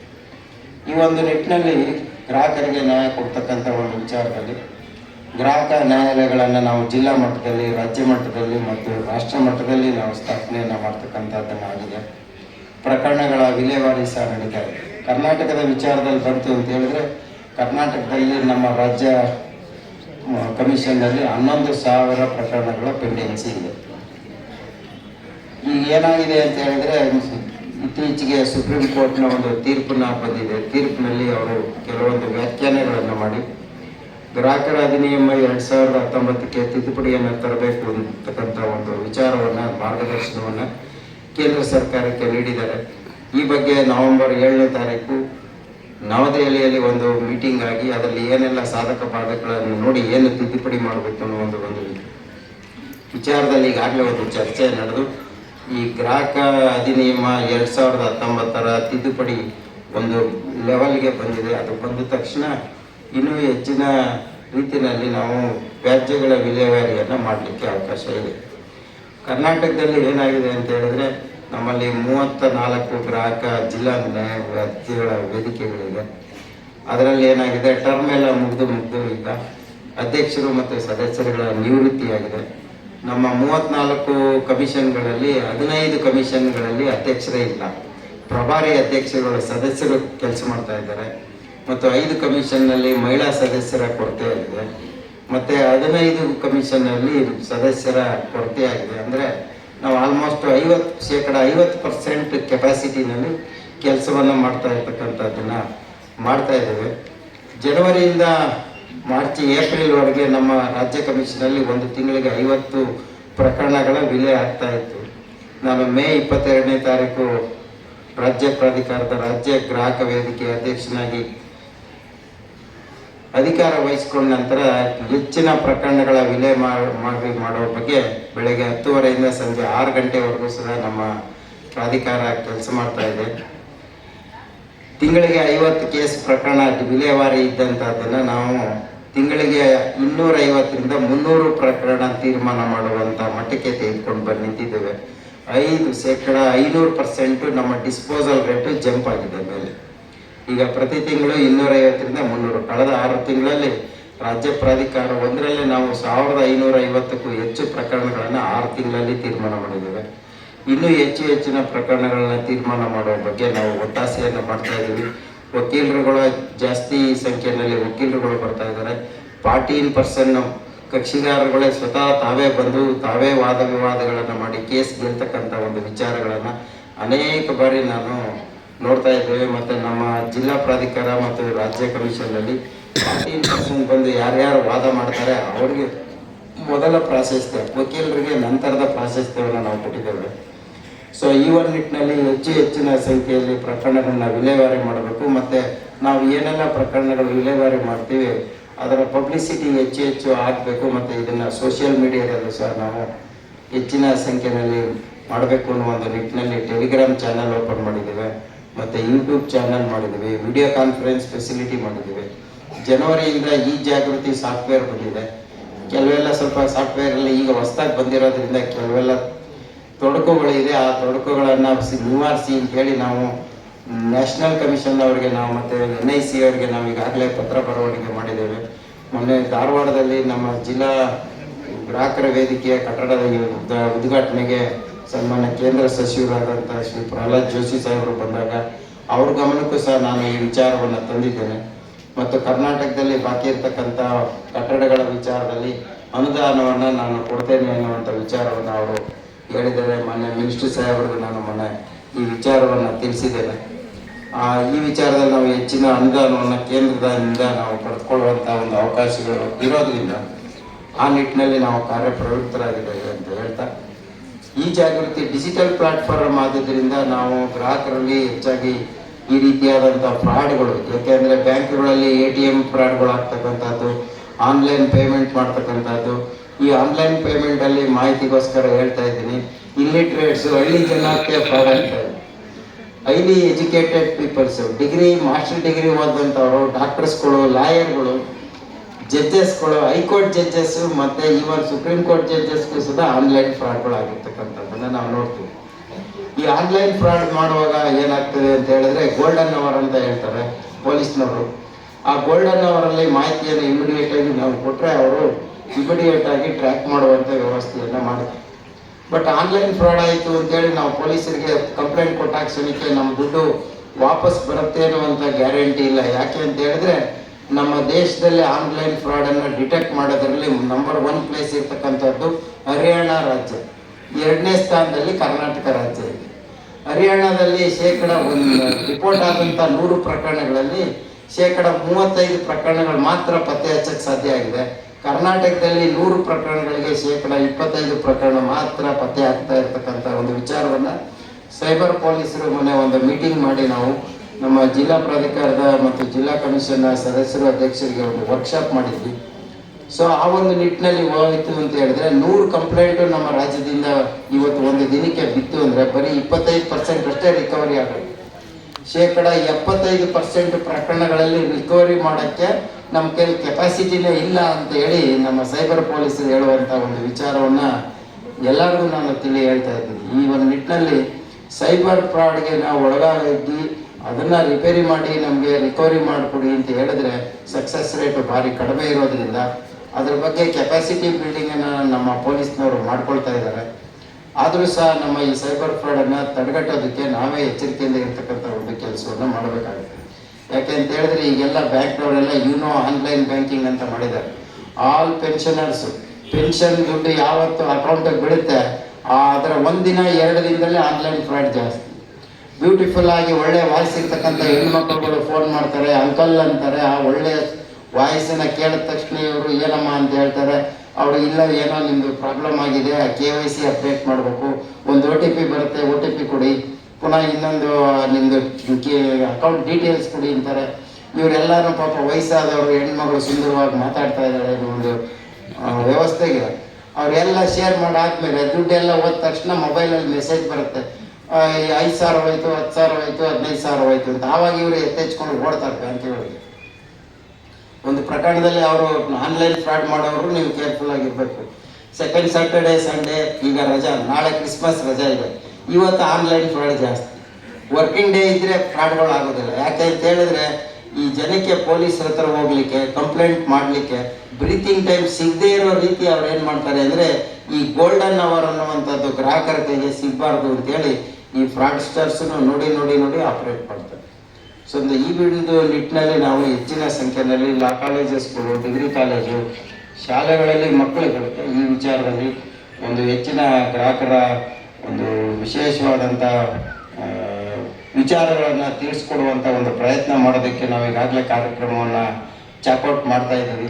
ಮಾನ್ಯ ಸಚಿವರ ಅಪ್ರೂವಲ್ ನಂತರ, ಸರ್ಕಾರದಿಂದ ಅನುಮತಿ ಬಂದ ನಂತರ ನಾವು ಒಂದು ಹೆಚ್ಚಿನ ಕಾರ್ಯಕ್ರಮಗಳನ್ನು ಹೆಚ್ಚಾಗಿ ಎಲ್ಲ ಕಡೆ ನಾವು ಮಾಡಬೇಕು ಅನ್ನುವಂಥ ಒಂದು ವಿಚಾರದಲ್ಲಿ ನಾವು ಒಂದು ಕಾರ್ಯಕ್ರಮವನ್ನು ಹಮ್ಮಿಕೊಳ್ತಾ ಇದ್ದೀವಿ. ಈ ಒಂದು ನಿಟ್ಟಿನಲ್ಲಿ ಈ ದಿನ ವಿಶೇಷವಾಗಿ ಸನ್ಮಾನ್ಯ ಸಚಿವರ ಮುಂದಾಳತ್ವದಲ್ಲಿ ಅಂತಾರಾಷ್ಟ್ರೀಯ ಗ್ರಾಹಕ ದಿನಾಚರಣೆಯನ್ನು ಆಚರಿಸ್ತಕ್ಕಂಥದ್ದು ಭಾರಿ ಶಿಸ್ತುಬದ್ಧವಾದಂಥದ್ದು ಮತ್ತು ಭಾರಿ ಪ್ರಾಯೋಜಿತ ಮತ್ತು ವಾಸ್ತವಕ್ಕೆ ಹತ್ತಿರವಾಗಿರ್ತಕ್ಕಂಥ ಒಂದು ವಿಚಾರವನ್ನು ನಾವು ಇವತ್ತು ಚರ್ಚೆಯನ್ನು ಮಾಡ್ತಾ ಇದ್ದೀವಿ. ಈ ಒಂದು ನಿಟ್ಟಿನಲ್ಲಿ 4 ಮಾತುಗಳನ್ನು ತಮ್ಮಲ್ಲಿ ಹಂಚಿಕೊಳ್ಳಲು ಅವಕಾಶ ಮಾಡಿಕೊಟ್ಟು ಈ ವೇದಿಕೆಯಲ್ಲಿ ಮೊನ್ನೆ ಸಚಿವರ ಜೊತೆ ಸಮಯವನ್ನು, ಅತ್ಯುತ್ತಮ ಸಮಯವನ್ನು ಉಪಯೋಗಿಸ್ಕೊಳ್ಳೋಕ್ಕೆ ಅವಕಾಶ ಮಾಡಿಕೊಟ್ಟ ಆಯೋಜಕರಿಗೆ ಎಲ್ಲರಿಗೂ ನನ್ನ ಧನ್ಯವಾದವನ್ನು ಘೋಷವಾಗಿ ಇದು ಮಹತ್ವದ ವಿಚಾರಧಾರಣ ಹಂಚಿಕೊಂಡು, ಜೊತೆಗೆ ಡಿಜಿಟಲ್ ಫ್ರಾಡಿಂದ ಹೇಗೆಲ್ಲ ರಕ್ಷಣೆ ತಗೋಬೇಕು ಅಂತ ಹೇಳಿ ಮಾತನಾಡಿದಂತಹ ಗೌರವಾನ್ವಿತ ಶ್ರೀ ಜಸ್ಟಿಸ್ ಟಿ.ಜಿ. ಶಿವಶೇಖರರಿಗೆ ಚಪ್ಪಳೆ ಮುಖೇನ ಧನ್ಯವಾದಗಳನ್ನು ಸಲ್ಲಿಸೋಣ.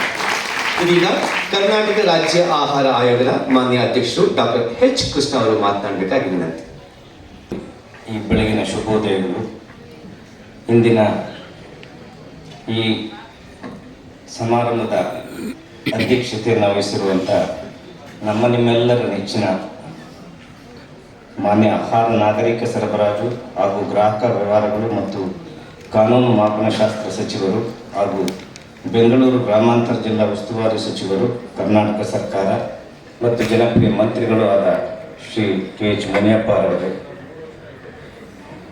ಮತ್ತು ನನ್ನ ಸ್ನೇಹಿತರು ಮತ್ತು ಗೌರವಾನ್ವಿತ ಶ್ರೀ ಜಸ್ಟಿಸ್ ಟಿ.ಜಿ. ಶಿವಶಂಕರೇಗೌಡರೇ, ಮತ್ತು ನಮ್ಮ ಸರ್ಕಾರದ ಕಾರ್ಯದರ್ಶಿಗಳಾದ ಶ್ರೀ ಎನ್.ವಿ. ಪ್ರಸಾದ್ರವರೇ, ಶ್ರೀಮತಿ ಎಂ. ಕನಕವಲ್ಲಿರವರೇ, ಮತ್ತು ನಮ್ಮ ಆಹಾರ ಆಯೋಗದ ಸದಸ್ಯರಾದ ಲಿಂಗರಾಜು ಕೋಟೆರವರು, ಮಾರುತಿ ಲಿಂಗಣ್ಣರವರೇ, ಸುಮಂತ್ರವರವರೇ, ರೋಹಿಣಿ ಪ್ರಿಯಾರವರೇ, ವಿಜಯಲಕ್ಷ್ಮಿರವರೇ, ಮತ್ತು ವ್ಯವಸ್ಥಾಪಕ ನಿರ್ದೇಶಕರಾದ ಶ್ರೀ ಎಂ. ಕೆ. ಜಗದೀಶ್ ಅವರೇ, ಶ್ರೀ ಎಂ. ಎಸ್. ಬಾಬುರವರೇ, ಮತ್ತು ನಮ್ಮ ಮಾಜಿ ಲೋಕಸಭಾ ಸದಸ್ಯರಾದ ಸ್ನೇಹಿತರಾದ ಶ್ರೀ ಚಂದ್ರಪ್ಪರವರೇ ಮತ್ತು ಶ್ರೀ ನಟರಾಜುರವರೇ, ಮತ್ತು ವೇದಿಕೆ ಮೇಲಿರುವ ಇತರ ಎಲ್ಲ ಗಣ್ಯರೇ, ಮತ್ತು ವೇದಿಕೆ ಮುಂದೆ ಇರುವಂತಹ ಗ್ರಾಹಕರೇ ಮತ್ತು ನನ್ನ ನೆಚ್ಚಿನ ವಿದ್ಯಾರ್ಥಿಗಳು.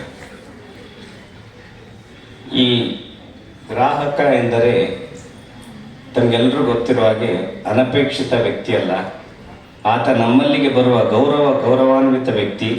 ಆತ ನಮ್ಮಿಂದ ಉಪಕಾರ ಬಯಸುವುದಿಲ್ಲ, ಬದಲಾಗಿ ಆತನ ಭೇಟಿ ನಮಗೆ ಸೇವೆಯ ಅವಕಾಶ ಕೊಡುತ್ತದೆ ಅಂಥೇಳಿ ಮಹಾತ್ಮ ಗಾಂಧೀಜಿಯವರು ಆಗಲೇ ಸುಮಾರು ವರ್ಷಗಳ ಹಿಂದೆನೇ ಹೇಳಿದ್ದಾರೆ.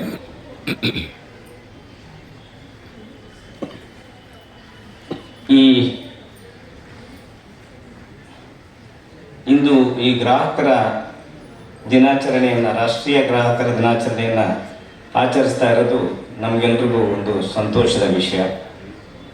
ಗ್ರಾಹಕನಾಗಿ ನಮ್ಮ ಹಕ್ಕನ್ನು ಚಲಾಯಿಸಲು ಸಂವಿಧಾನವು ನಮಗೆ ನೀಡಿದ ಕಾನೂನು ಜಾರಿಗೊಳಿಸಿದ ದಿನ, ಅದುವೇ ಈ ಕನ್ಸ್ಯೂಮರ್ಸ್ ಪ್ರೊಟೆಕ್ಷನ್ ಆ್ಯಕ್ಟ್ 1986. ಈ ದಿನವನ್ನು ನಾವೆಲ್ಲರೂ ರಾಷ್ಟ್ರೀಯ ಗ್ರಾಹಕ ಹಕ್ಕು ದಿನವಾಗಿ ಆಚರಿಸ್ತಾ ಇದ್ದೀವಿ.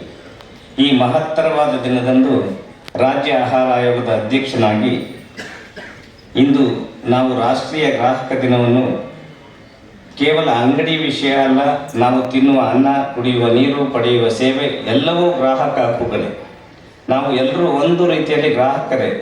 ಬಡವರಾದರೂ ಶ್ರೀಮಂತರಾದರೂ ಎಲ್ಲರೂ ಗ್ರಾಹಕರೇ. ರೇಷನ್ ಅಂಗಡಿಗೆ ಹೋಗುವವರು ಗ್ರಾಹಕರೇ, ಅಂಗನವಾಡಿಗೆ ಮಕ್ಕಳನ್ನು ಕಳಿಸುವವರು ಗ್ರಾಹಕರೇ. ಆಹಾರ ನಮ್ಮ ಜೀವ, ಆಹಾರ ಇಲ್ಲದೆ ಜೀವನ ಇಲ್ಲ. ಆದ್ದರಿಂದ ನಮ್ಮ ದೇಶದಲ್ಲಿ ಆಹಾರ ಹಕ್ಕು ಅಂತ ಕಾನೂನು ಮಾಡಿದೆ. ಅದನ್ನೇ ರಾಷ್ಟ್ರೀಯ ಆಹಾರ ಭದ್ರತಾ ಕಾಯ್ದೆ 2013. ಅಲ್ಲಿಂದ ಇಲ್ಲಿವರೆಗೆ ನಮ್ಮ ದೇಶದಲ್ಲಿ ಎಲ್ಲ ಕಡೆ, ಎಲ್ಲ ರಾಜ್ಯಗಳಲ್ಲಿ ಈ ಕರ್ನಾಟಕ ಆಹಾರ ಆಯೋಗ ಇದೆ. ಅದರಲ್ಲಿ ಒಬ್ಬ ಅಧ್ಯಕ್ಷರು ಮತ್ತು 5 ಜನ ಸದಸ್ಯರು. ಈ ಎಲ್ಲ ಹಕ್ಕುಗಳನ್ನು ಮಾರ್ಪಾಟು ಮಾಡಿದಂಥ ದಿನದಿಂದ 2013ಇಂದ ಇವತ್ತವರೆಗೂ ಅದನ್ನೆಲ್ಲರೂ ಪಾಲಿಸ್ಕೊಂಡು ಬರ್ತಾ ಇದೆ. ಈ ಕಾಯ್ದೆಯಂತೆ ರೇಷನ್ ಅನ್ನ ನಮ್ಮ ಹಕ್ಕು, ಅನುದಾನ ಅಲ್ಲ. ಯಾರಾದರೂ ಕೊಟ್ಟಿದ್ದಾರೆ ಅಂತ ಭಾವಿಸಬಾರದು, ಅದು ನಮ್ಮ ಸಂವಿಧಾನ ನೀಡಿದ ಹಕ್ಕು. ರಾಜ್ಯ ಆಹಾರ ಆಯೋಗ ಅನ್ನೋದು ಏನಕ್ಕೆ ಅಂತ ಕೇಳ್ತಿರಲ್ಲ. ಜನರಿಗೆ ಅನ್ಯಾಯವಾದಾಗ ಕೇಳುವ ಸ್ಥಳ ಒಂದು ಯಾವ್ದಾದ್ರು ಇರಬೇಕು ಅಂದರೆ ಎಲ್ಲ ರಾಜ್ಯಗಳಲ್ಲಿ ಅದು ಕರ್ನಾಟಕ ರಾಜ್ಯ ಆಹಾರ ಆಯೋಗ. ರೇಷನ್ ಸರಿಯಾಗಿ ಸಿಗದಿದ್ದರೆ ಇಲ್ಲಿ ದೂರು ಕೊಡ್ಬೋದು, ತೂಕ ಕಡಿಮೆ ಕೊಟ್ಟರೆ ಇಲ್ಲಿ ದೂರು ಕೊಡ್ಬೋದು, ಗುಣಮಟ್ಟ ಸರಿ ಇಲ್ಲ ಅಂತ ಅಂದರೂ ಸಹ ತಾವು ದೂರು ಕೊಡ್ಬೋದು. ರೇಷನ್ ಅಂಗಡಿಯಲ್ಲಿ ಮೋಸ ಆದರೆ ಮೌನ ಇರಬಾರ್ದು, ಮೌನ ಇದ್ದರೆ ಮೋಸ ಮಾಡೋರು ಇದ್ದೇ ಇರ್ತಾರೆ. ಆದರೆ ನಾವು ಪ್ರಶ್ನೆ ಕೇಳಿ ಅದನ್ನು ನಾವೇ ಸರಿ ಮಾಡ್ಕೋಬೇಕು. ಯಾವಾಗ ನಾವು ಕ್ವಶನ್ ಮಾಡೋದು ಅಧಿಕಾರ ನಮಗೆ ಸಿಗುತ್ತೋ ಆಗ ಆಟೋಮ್ಯಾಟಿಕಲಿ ತಪ್ಪುಗಳು ಕಡಿಮೆ ಆಗ್ತವೆ. ಪ್ರತಿಯೊಬ್ಬರೂ ನಾವು ಪ್ರಶ್ನೆ ಮಾಡೋದನ್ನು ಕಾರ್ಯಗತ ಮಾಡ್ಕೋಬೇಕು. ಯಾವುದಾದ್ರೂ ತಪ್ಪು ನಡೀತಾ ಇದ್ದರೆ ಕಣ್ಮುಚ್ಕೊಂಡು ಹೋಗಬಾರ್ದು. ಅದನ್ನು ಪ್ರಶ್ನಿಸೋ ಸ್ವಭಾವವನ್ನು ನಾವು ಚಿಕ್ಕಂದಿಂದ ಬೆಳೆಸ್ಕೋಬೇಕು. ಜನರ ಅನ್ನ ಜನರಿಗೆ ತಲುಪಿಸೋದು ನಿಮ್ಮೆಲ್ಲರ ಜವಾಬ್ದಾರಿ. ಮಹಿಳೆಯರು ಮತ್ತು ಮಕ್ಕಳು ತುಂಬ ಮುಖ್ಯ. ಅಂಗನವಾಡಿ ಆಹಾರ ಚೆನ್ನಾಗಿರಬೇಕು. ಸಾಮಾನ್ಯವಾಗಿ ಅಂಗನವಾಡಿಗಳಲ್ಲಿ ಈಗ ನಾವು ರಾಜ್ಯವ್ಯಾಪಿ ಆಲ್ಮೋಸ್ಟ್ ಈಗ 18 ಜಿಲ್ಲೆಯಲ್ಲಿ ಪ್ರವಾಸ ಮಾಡಿದ್ದೀವಿ. ಅಂಗನವಾಡಿಯಲ್ಲಿ ಕೊಡ್ತಾ ಇರೋಂಥ ಆಹಾರ ಸ್ವಲ್ಪ ಕಳಪೆ ಮಟ್ಟದ್ದಿದೆ. ಅದಕ್ಕೆಲ್ಲ ಎಚ್ಚರಿಕೆಯನ್ನು ಸಹ ನಾವು ಕೊಟ್ಟಿದ್ದೀವಿ. ಅದನ್ನು ಗುಣಮಟ್ಟದ ಆಹಾರವನ್ನು ಕೊಡುವಲ್ಲಿ ಹೆಚ್ಚಿನ ಒಂದು ಮಹತ್ವವನ್ನು ನೀಡಬೇಕು ಅಂತ ನಾನು ಮಾನ್ಯ ಸಚಿವರಲ್ಲಿ ಒಂದು ಮನವಿಯನ್ನು ಸಹ ಹೇಳ್ಕೊತೀನಿ. ಗರ್ಭಿಣಿ ಮತ್ತು ಮಹಿಳೆಯರಿಗೆ ಪೋಷಣ ಆಹಾರ ತಲುಪಬೇಕು. ಮಕ್ಕಳನ್ನು ಒಂದು ಕಡೆ ದೇವರಿಗೆ ಸಮಾನ ಅಂತ ಹೇಳ್ತೇವೆ. ಮಕ್ಕಳ ಅನ್ನದಲ್ಲಿ ಕಮ್ಮಿ ಮಾಡಿದರೆ ಅದು ದೊಡ್ಡ ತಪ್ಪು. ಮಕ್ಕಳ ಹೊಟ್ಟೆ ಖಾಲಿ ಇದ್ದರೆ ದೇಶ ಬಲಿಷ್ಠ ಆಗಲ್ಲ. ಗ್ರಾಮ ಪಂಚಾಯತ್ ಸದಸ್ಯರು ಜಾಗೃತಿಯಾಗಿರಬೇಕು. ಮಹಿಳಾ ಸಂಘಗಳು ಗಮನ ಕೊಡಬೇಕು. ಯುವಕರು ಪ್ರಶ್ನೆ ಕೇಳಬೇಕು. ನಿಮ್ಮ ಹಕ್ಕು ನಿಮಗೆ ತಿಳಿದಿರಬೇಕು. ಪಟ್ಟಿ ಓದಬೇಕು, ತೂಕ ನೋಡಬೇಕು, ಬಿಲ್ ಕೇಳಬೇಕು. ನಾವು ಯಾವುದೇ ಒಂದು ಪದಾರ್ಥವನ್ನು ತಗೊಂಡಾಗ ಅದರದ್ದು ಬಿಲ್ಲು ಸಾಮಾನ್ಯವಾಗಿ ತುಂಬ ಮುಖ್ಯ ಆಗುತ್ತೆ. ಅದು ಕಳಪೆ ಮಟ್ಟದ್ದು ಅಂತ ಆ ಟೈಮ್ನಲ್ಲಿ ನಾವು ಪರ್ಚೇಸ್ ಮಾಡಿದಾಗ ಗೊತ್ತಿಲ್ಲದೆ ಇರ್ಬೋದು. ಆದರೆ ಮನೆಗೆ ಹೋಗಿ ನೋಡಿಕೊಂಡಾಗ ಸಹ ನಮಗೆ ಬಿಲ್ ಇಲ್ಲದೆ ಇದ್ದರೆ, ಈಗ ನಾವು ಗ್ರಾಹಕರ ವೇದಿಕೆಗೆ ಹೋಗಬೇಕು, ಸಾಹೇಬ್ರಿಗೆ ಹೇಳಬೇಕು ಅಂತಂದರೆ, ಏನಾದರೂ ಕೇಸ್ ಮಾಡಬೇಕು ಅಂತಂದ್ರೆ ಬಿಲ್ ಇದ್ದರೆ ತುಂಬ ಅವಶ್ಯಕ. ಯಾಕಂದರೆ ಈಗ ಅವರೂ ಇಂಥ ಕಡೆ ತೊಗೊಂಡಿದ್ದೆ, ಇಂಥ ಅಂಗಡಿಯಲ್ಲಿ ತೊಗೊಂಡಿದ್ದೆ ಅಂತ ಅಂದಾಗ ಅವ್ರನ್ನ ಪ್ರಶ್ನೆ ಮಾಡ್ಲಿಕ್ಕೆ ಬರಲ್ಲ. ಆ ಬಿಲ್ ಇದ್ದರೆ ಅಂಗಡಿ ಅಡ್ರೆಸ್ಸು, ಅವರೂ ಸಹ ಆ್ಯಕ್ಷನ್ ತಗೊಂಡು ನಮಗೆ ಆಗಿರುವಂಥ ಅನ್ಯಾಯವನ್ನು ಸರಿಪಡಿಸೋದಕ್ಕೆ ಅವ್ರಿಗೆ ಸಹಾಯ ಆಗುತ್ತೆ. ಕಾನೂನು ನಮ್ಮೆಲ್ಲರ ಜೊತೆ ಇದೆ. ರಾಜ್ಯ ಆಹಾರ ಆಯೋಗ ನಿಮ್ಮ ಜೊತೆ ಇದೆ. ನಾವೆಲ್ಲರೂ ಸೇರಿ ವ್ಯವಸ್ಥೆಯನ್ನು ಸರಿಪಡಿಸ್ಬೋದು. ಆದರೆ ಅದಕ್ಕೆಲ್ಲರೂ ಗ್ರಾಹಕ ಜಾಗೃತೆ ಇದ್ದಾಗ ಮಾತ್ರ ಸಾಧ್ಯ. ಬದಲಾವಣೆ ಬರುತ್ತದೆ. ಒಂದು ರಾಷ್ಟ್ರೀಯ ಗ್ರಾಹಕ ದಿನದಂದು ಒಂದು ಮಾತು ಸಂಕಲ್ಪ ಮಾಡೋಣ: ಅನ್ನವನ್ನು ವ್ಯರ್ಥ ಮಾಡಬಾರದು, ಅನ್ನದ ಹಕ್ಕನ್ನು ಬಿಡಬಾರದು, ಅನ್ಯಾಯ ಕಂಡ್ರೆ ಮೌನ ಇರಬಾರದು. ಇದೇ ಗ್ರಾಹಕ ದಿನದ ಅರ್ಥ, ಇದೇ ಆಹಾರ ಹೆಚ್ಚಿನ ಶಕ್ತಿ. ನಿಮಗೆಲ್ಲರಿಗೂ ಧನ್ಯವಾದಗಳು. ಜೈ ಗ್ರಾಹಕ ಹಕ್ಕು, ಜೈ ಆಹಾರ ಹಕ್ಕು, ಜೈ ಸಂವಿಧಾನ. Thank you. ನ್ಯಾಯ ಪಡೆಯಲಿಕ್ಕೆ ಸಾಧ್ಯ ಅಂತ ಹೇಳಿ ಮಾತನಾಡಿದರೆ ಡಾಕ್ಟರ್ ಎಚ್ ಕೃಷ್ಣ ಅವರು. ಅವರಿಗೆ ಧನ್ಯವಾದಗಳನ್ನು ಸಲ್ಲಿಸ್ತಾ, ಬಂಧುಗಳೇ, ಒಂದು ಇಂಗ್ಲಿಷಲ್ಲಿ ಮಾತಿದೆ, catch the citizen when they are Young ಅಂತ ಹೇಳಿ. ಆ ದೃಷ್ಟಿಯಿಂದ ಮಕ್ಕಳಲ್ಲಿ ಅರಿವು ಮೂಡಿಸುವ ದೃಷ್ಟಿಯನ್ನು ಇಟ್ಕೊಂಡು ಶಾಲೆಗಳಲ್ಲೇ ಗ್ರಾಹಕ ಕ್ಲಬ್ ಅನ್ನು ಸ್ಥಾಪನೆ ಮಾಡಿ ಈ ದಿನಾಚರಣೆ ಅಂಗವಾಗಿ ಅವರಿಗೆ ವಿವಿಧ ಸ್ಪರ್ಧೆಗಳನ್ನ ಏರ್ಪಡಿಸಿ ಅವರಿಗೆ ಇವತ್ತು ಬಹುಮಾನ ವಿತರಣೆ ಮಾಡುವಂತಹ ಕಾರ್ಯಕ್ರಮ ಹಮ್ಮಿಕೊಳ್ಳಲಾಗಿದೆ. ದಯವಿಟ್ಟು ಈಗ ಬಹುಮಾನವನ್ನು ವಿತರಣೆ ಮಾಡಬೇಕಾಗಿ ನಾನು ಮಾನ್ಯ ಸಚಿವರನ್ನ ವಿನಂತಿ ಮಾಡ್ಕೋತಾ, ವಿದ್ಯಾರ್ಥಿಗಳು ನನ್ನ ಹೆಸರು ಕರೆದಾಗ ವೇದಿಕೆ ಬಲಭಾಗದಿಂದ ಬಂದು ಬಹುಮಾನ ಸ್ವೀಕರಿಸಿ ಎಡಭಾಗದಿಂದ ನಿರ್ಗಮಿಸಬೇಕಾಗಿ ವಿನಂತಿ ಮಾಡ್ತಾ ಇದ್ದೀನಿ. ವಿಜೇತರಾದ ವಿದ್ಯಾರ್ಥಿಗಳು ಚರ್ಚಾ ಸ್ಪರ್ಧೆಯಲ್ಲಿ ಪ್ರಥಮ ಸ್ಥಾನ ಹರ್ಷಿತಾ ಪಿ, 9ನೇ ತರಗತಿ, SVR ಆಂಗ್ಲ ಮಾಧ್ಯಮ ಶಾಲೆ, ಚಂದಾಪುರ. ನೇಹಾ ಓ, ಕರ್ನಾಟಕ ಪಬ್ಲಿಕ್ ಶಾಲೆ, ಕಗ್ಗಲಿಪುರ. ತೃತೀಯ ಸ್ಥಾನ ಭೂಮಿಕಾ NP, ಕರ್ನಾಟಕ ಪಬ್ಲಿಕ್ ಶಾಲೆ, ಬಸವನಗುಡಿ. ಈಗ ದ್ವಿತೀಯ ಸ್ಥಾನ ನೇಹಾ ಓ, ತೃತೀಯ ಸ್ಥಾನ ಭೂಮಿಕಾ NP. ಬೇಗ ಬರಬೇಕು. ಪ್ರಬಂಧ ಸ್ಪರ್ಧೆಯಲ್ಲಿ ಪ್ರಥಮ ಸ್ಥಾನ ಮೌಲ್ಯಶ್ರೀ ಪಿ, ಪ್ರಬಂಧ ಸ್ಪರ್ಧೆಯಲ್ಲಿ ಪ್ರಥಮ ಸ್ಥಾನ ಮೌಲ್ಯಶ್ರೀ ಪಿ. ದ್ವಿತೀಯ ಸ್ಥಾನ ಸ್ಪಂದನ ನಿತ್ಯಶ್ರೀ. ಚಿತ್ರಕಲೆಯಲ್ಲಿ ಗೌತಮ್ ಕೃಷ್ಣ, ಕೃತಿಕಾ, ಸ್ನೇಹ ವೇದಿಕೆ ಭಾಗ ಇರಬೇಕು. ಈಗ ಪ್ರಬಂಧ ಸ್ಪರ್ಧೆಯಲ್ಲಿ ಪ್ರಥಮ ಬಹುಮಾನ ಸ್ವೀಕರಿಸ್ತಾ ಇದೆ ಮೌಲ್ಯಶ್ರೀ. ಚಪ್ಪಾಳೆ ಬರಲಿ. ಶುಭಾಶಯಗಳವರಿಗೆ, ಕರ್ನಾಟಕ ಪಬ್ಲಿಕ್ ಶಾಲೆ ಹಿರಿಯೂರು. ದ್ವಿತೀಯ ಸ್ಥಾನ ಐಶ್ವರ್ಯ, ಕರ್ನಾಟಕ ಪಬ್ಲಿಕ್ ಶಾಲೆ, ಕಗ್ಗಲಿಪುರ. ಪ್ರಬಂಧ ದ್ವಿತೀಯ ಸ್ಥಾನ ಸ್ವೀಕರಿಸ್ತಾ ಇದ್ದಾರೆ.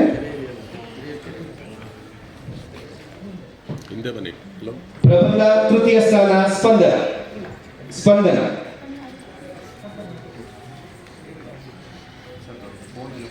ಸ್ಪಂದನ ಈಗ ವೇದಿಕೆಯಿದ್ದಾರೆ. ಪ್ರಬಂಧ ತೃತೀಯ ಸ್ಥಾನ. ನಂತರ ರಸಪ್ರಶ್ನೆ ಪ್ರಥಮ ಸ್ಥಾನ ಗೌತಮ್. ಶುಭಾಶಯ. ಪ್ರತಿ ವಿದ್ಯಾರ್ಥಿಗೂ ತಮ್ಮ ಚಪ್ಪಾಳೆ ಬರಲಿ. ಈಗ ವೇದಿಕೆ ದ್ವಿತೀಯ ಸ್ಥಾನ ಪಡೆದ ಸ್ಪಂದನ ಸಿದ್ಧ ಇರಬೇಕು. ಸ್ಪಂದನ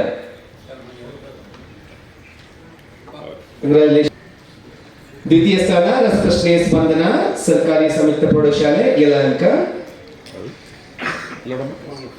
ಅದಾದ ನಂತರ ನಿತ್ಯಶ್ರೀ ತೃತೀಯ ಸ್ಥಾನ, ಸರ್ಕಾರಿ ಸಂಯುಕ್ತ ಪ್ರೌಢಶಾಲೆ ಯಲಹಂಕ. ಇದಾದ ನಂತರ ಚಿತ್ರಕಲೆ ಪ್ರಥಮ ಸ್ಥಾನ ಗೌತಮ್ ಕೃಷ್ಣ, 9ನೇ ತರಗತಿ, ಸರ್ಕಾರಿ ಸಂಯುಕ್ತ ಪ್ರೌಢಶಾಲೆ ಯಲಹಂಕ. ದ್ವಿತೀಯ ಸ್ಥಾನ Krithika.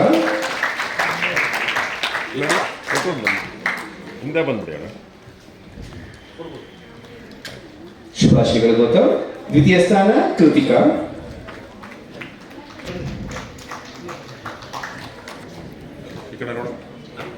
Last but not least ತೃತೀಯ ಸ್ಥಾನ ಸ್ನೇಹ, ಸರ್ಕಾರಿ ಸಂಯುಕ್ತ ಪ್ರೌಢಶಾಲೆ ಯಲಹಂಕ. ಎಲ್ಲ ವಿಜೇತರಿಗೂ ತಮ್ಮ ಅಭಿನಂದನೆಯ ಚಪ್ಪಾಳೆ ಬರಲಿ. ಧನ್ಯವಾದಗಳು. ನೀವು ಜಾಗೃತಿ ಪಡೆದ ಜೊತೆಗೆ ತಮ್ಮ ಪೋಷಕರು ಹಾಗೂ ಸುತ್ತಮುತ್ತಲಿನ ಜಾಗೃತಿ ಪಡಿಸಿ ಅಂತ ಹೇಳ್ತಾ ಎಲ್ಲ ಗಣ್ಯರು ಘೋಷವಾಕ್ಯ ಡಿಜಿಟಲ್ ನ್ಯಾಯದ ಮೂಲಕ ಪರಿಣಾಮಕಾರಿ ಮತ್ತು ತ್ವರಿತ ವಿಲೇವಾರಿ. ಈ ಕಾರ್ಯಕ್ರಮದಲ್ಲಿ ಮುಖ್ಯ ಅತಿಥಿಗಳಾಗಿ ಭಾಗವಹಿಸಿರುವ ಗೌರವಾನ್ವಿತ ಶ್ರೀ ಜಸ್ಟಿಸ್ TG ಶಿವಶಂಕರೇಗೌಡರು, ಮಾನ್ಯ ಅಧ್ಯಕ್ಷರು ಕರ್ನಾಟಕ ರಾಜ್ಯ ಆಹಾರ ಆಯೋಗ ಡಾಕ್ಟರ್ H. ಕೃಷ್ಣ ಅವರೇ, ಇಲಾಖೆಯ ಕಾರ್ಯದರ್ಶಿಗಳಾದ ಪ್ರಸಾದ್ ಅವರೇ,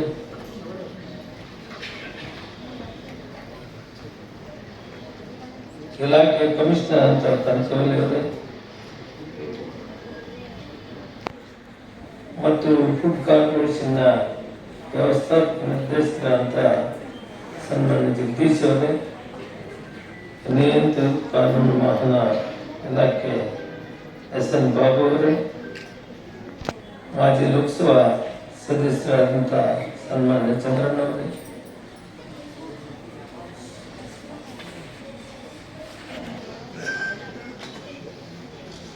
ಸದಸ್ಯರಾದಂಥ ವಿಜಯಲಕ್ಷ್ಮಿ ಅವರೇ, ರೋಹಿಣಿಪ್ರಿ ಅವರೇ, ಲಿಂಗರಾಜ ಕೋಟೆ, ಮಾರ್ತಿ ಲಿಂಗಣ್ಣ ಅಂತ ಮತ್ತು ವೇದಿಕೆ ಕೆಳಗಡೆ ಇರುವೆಲ್ಲ ಮುಖ್ಯಸ್ಥರೇ, ವಿಶೇಷವಾಗಿ ಕಾರ್ಯಕ್ರಮಕ್ಕೆ ಜವಾಬ್ದಾರಿ ತೆಗೆದುಕೊಂಡು ಮಕ್ಕಳನ್ನು ಮತ್ತು ಗ್ರಾಹಕರನ್ನೆಲ್ಲ ಕರೆದುಕೊಂಡು ಬಂದಿರುವ ಗೌರವಾಧ್ಯಕ್ಷರು ಕರ್ಪಲ್ ಡಿಪೋ ಅಸೋಸಿಯೇಷನ್ನ ಸನ್ಮಾನ್ಯ ವಿಜಯಕುಮಾರ್ ಮತ್ತು ಅವರ ಸಂಘಟನೆ, ಮಾಧ್ಯಮ ಮಿತ್ರರು, ಜಸ್ಟಿಸ್ ಶಿವಶಂಕರೇಗೌಡರು ಸಂಸ್ಕಾರವಾಗಿ ವಿಷಯಗಳನ್ನು ಹೇಳಿದ್ದಾರೆ. ಒಂದು ಶ್ಲಾಘನೀಯ ವಿಷಯ ಏನೆಂದರೆ, ಸುಮಾರು 97% ಕೇಸುಗಳನ್ನು ವಿಲೆ ಮಾಡಿದ್ದಾರೆ. ಕೇವಲ 3% ಮಾತ್ರ ಉಳಿದಿದೆ ಅಂತ ಹೇಳಿದ್ರೆ ತುಂಬ ಸಂತೋಷ. ಗ್ರಾಹಕರ ವ್ಯಾಜ್ಯಗಳ ಆಯೋಗ ಅಧ್ಯಕ್ಷರಿಗೆ ಮತ್ತೊಮ್ಮೆ ನಾವು ಜಸ್ಟಿಸ್ ಶಿವಶಂಕರಗೌಡರಿಗೆ ಮತ್ತು ಎಲ್ಲ ಈ ರಾಜ್ಯದಲ್ಲಿ ಕೆಲಸ ಮಾಡೋ ಎಲ್ಲರಿಗೂ ಕೂಡ ವಿಶೇಷವಾಗಿ ಧನ್ಯವಾದಗಳನ್ನು ತಿಳಿಸೋಣ. ಕೇಸುಗಳಿಗೆ ಕೋರ್ಟ್ಗೆ ಅಲ್ಲದೆ ಸಾಕಷ್ಟು ಜನ ಕಷ್ಟಕ್ಕೆ ಸಿಕ್ಕಿದ್ದಾರೆ. 394 ಕೇಸ್ ಮಾತ್ರ ಇದೆ ಅಂತ ಹೇಳಿ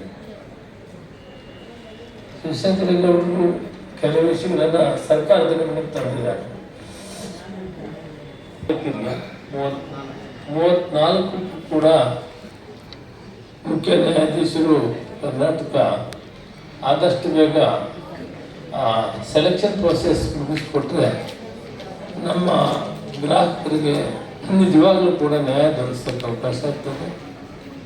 ತಾವೇ ಖುದ್ದು ಇದನ್ನು ಜವಾಬ್ದಾರಿ ವಹಿಸಿ ಅತಿ ಕ್ರಮಬದ್ಧವಾಗಿ ಮತ್ತು ಜನರಿಗೆ ನ್ಯಾಯ ಸಿಕ್ಕೋದ್ರಲ್ಲಿ ವಿಶೇಷವಾದಂಥ ಒಂದು 3-4 ಕೇಸನ್ನು ನೀವು ಉದಾಹರಣೆ ಕೊಟ್ಟಾಗ ಬಹಳ ಆಶ್ಚರ್ಯ. ಡಾಕ್ಟ್ರು ದೇಶಕ್ಕೆ ಗೊತ್ತಿರ್ತದೆ, ಸರ್ಜನ್ನು ಐ ಸ್ಪೆಷಲಿಸ್ಟ್ ಯಾರು ಅಂತ. ಸರ್ಜನ್ ಆಗಿ ಐ ಸ್ಪೆಷಲಿಸ್ಟ್ ಕೆಲಸ ಯಾಕೆ ಮಾಡಿದ್ರು ಬಹಳ ಆಶ್ಚರ್ಯ. ಹಾಗಲಿ ಡಾಕ್ಟ್ರ್ ಕಾಮನ್ ಸೆನ್ಸ್ ಇರ್ತದೆ. ಅವ್ರು ಸರ್ಜನ್ ಆದರೆ ಬಂದರು ಪೇಷಂಟು ಇಲ್ಲ ಇದು ನನಗೆ ಸಂಬಂಧ ಇಲ್ಲ ಅಂತ ಹೇಳಿದ್ರೆ ಯಾಕೆ ಆಪರೇಷನ್ ಟ್ರೈ ಮಾಡಿದ್ರಿ, ಏನು ಪನಿಷ್ಮೆಂಟ್ ಕೊಟ್ಟಿದ್ದೀರಿ ಅಲ್ಲ, ಅವ್ರಿಗೇನು ಪನಿಷ್ಮೆಂಟ್ ಕೊಟ್ಟಿದ್ದೀರಿ? ಯಾರು ಜೀವನದಲ್ಲಿ ಅಂತ ಕೆಲಸ ಮಾಡಬಾರ್ದು, ಅಂತ ಪನಿಷ್ಮೆಂಟ್ ಕೊಡ್ಬೇಕಾಯ್ತು. ಅಲ್ಲೆಲ್ಲ ಕಡೆ ಏಮಾರಿದ್ದೀರಿ ಅವರು, ಅವ್ರಿಗೆ ಸರಿ ಅದು ಪನಿಷ್ಮೆಂಟ್ ಆಗುತ್ತೆ. ಏನು ಇದು ಆಶ್ಚರ್ಯ. ಮಗು ಕಣ್ಣು ಮದುವೆ ಆಗಿಲ್ಲ, ಇದಕ್ಕಿಂತ ಅಪರಾಧ ಏನು ಬೇಕು? ಆಶ್ಚರ್ಯಕಾದಂಥ ವಿಷಯಗಳನ್ನು ತಿಳಿಸಿದೆ. ಒಬ್ಬ ಸರ್ಜನ್ ಪುಣ್ಯಾತ್ಮ ಸಿಜರನ್ನು ಒಳಗಡೆ ಬಿದ್ದಿದ್ದಾನೆ, 3 ವರ್ಷ ಆಗಿದೆ, ಎಂಥ ಸ್ಕ್ಯಾನಿಂಗ್ ಮಾಡಿದೆ. ಇಂಥ ವೈಜ್ಞಾನಿಕ ಕಾಲದಲ್ಲಿ 3 ವರ್ಷ ತಾಯಿ ಮನೆಗೆ ಹೋಗಿ ಹೋಗಿ ಹೋಗಿ ಹಾಸ್ಪಿಟ್ಲಿಗೆ ಅದನ್ನು ಸ್ಕ್ಯಾನಿಂಗ್ನಲ್ಲಿ ನೋಡೋಕ್ಕಾಗಲ್ಲ. ಹೊಟ್ಟೆ ನೋವಾಗ್ತದೆ ಅಂತಂದರೆ ಸ್ಕ್ಯಾನ್ ಮಾಡಿದ್ರೆ ಒಂದೇ ಒಂದು 5 ನಿಮಿಷದಲ್ಲಿ ರಿಸಲ್ಟ್ ಬರ್ತದೆ. ಇದೆಂಥ ವ್ಯವಸ್ಥೆ, ಎಲ್ಲಿ ಸರಿ ಮಾಡಬೇಕು ಏನು ಅಂತ.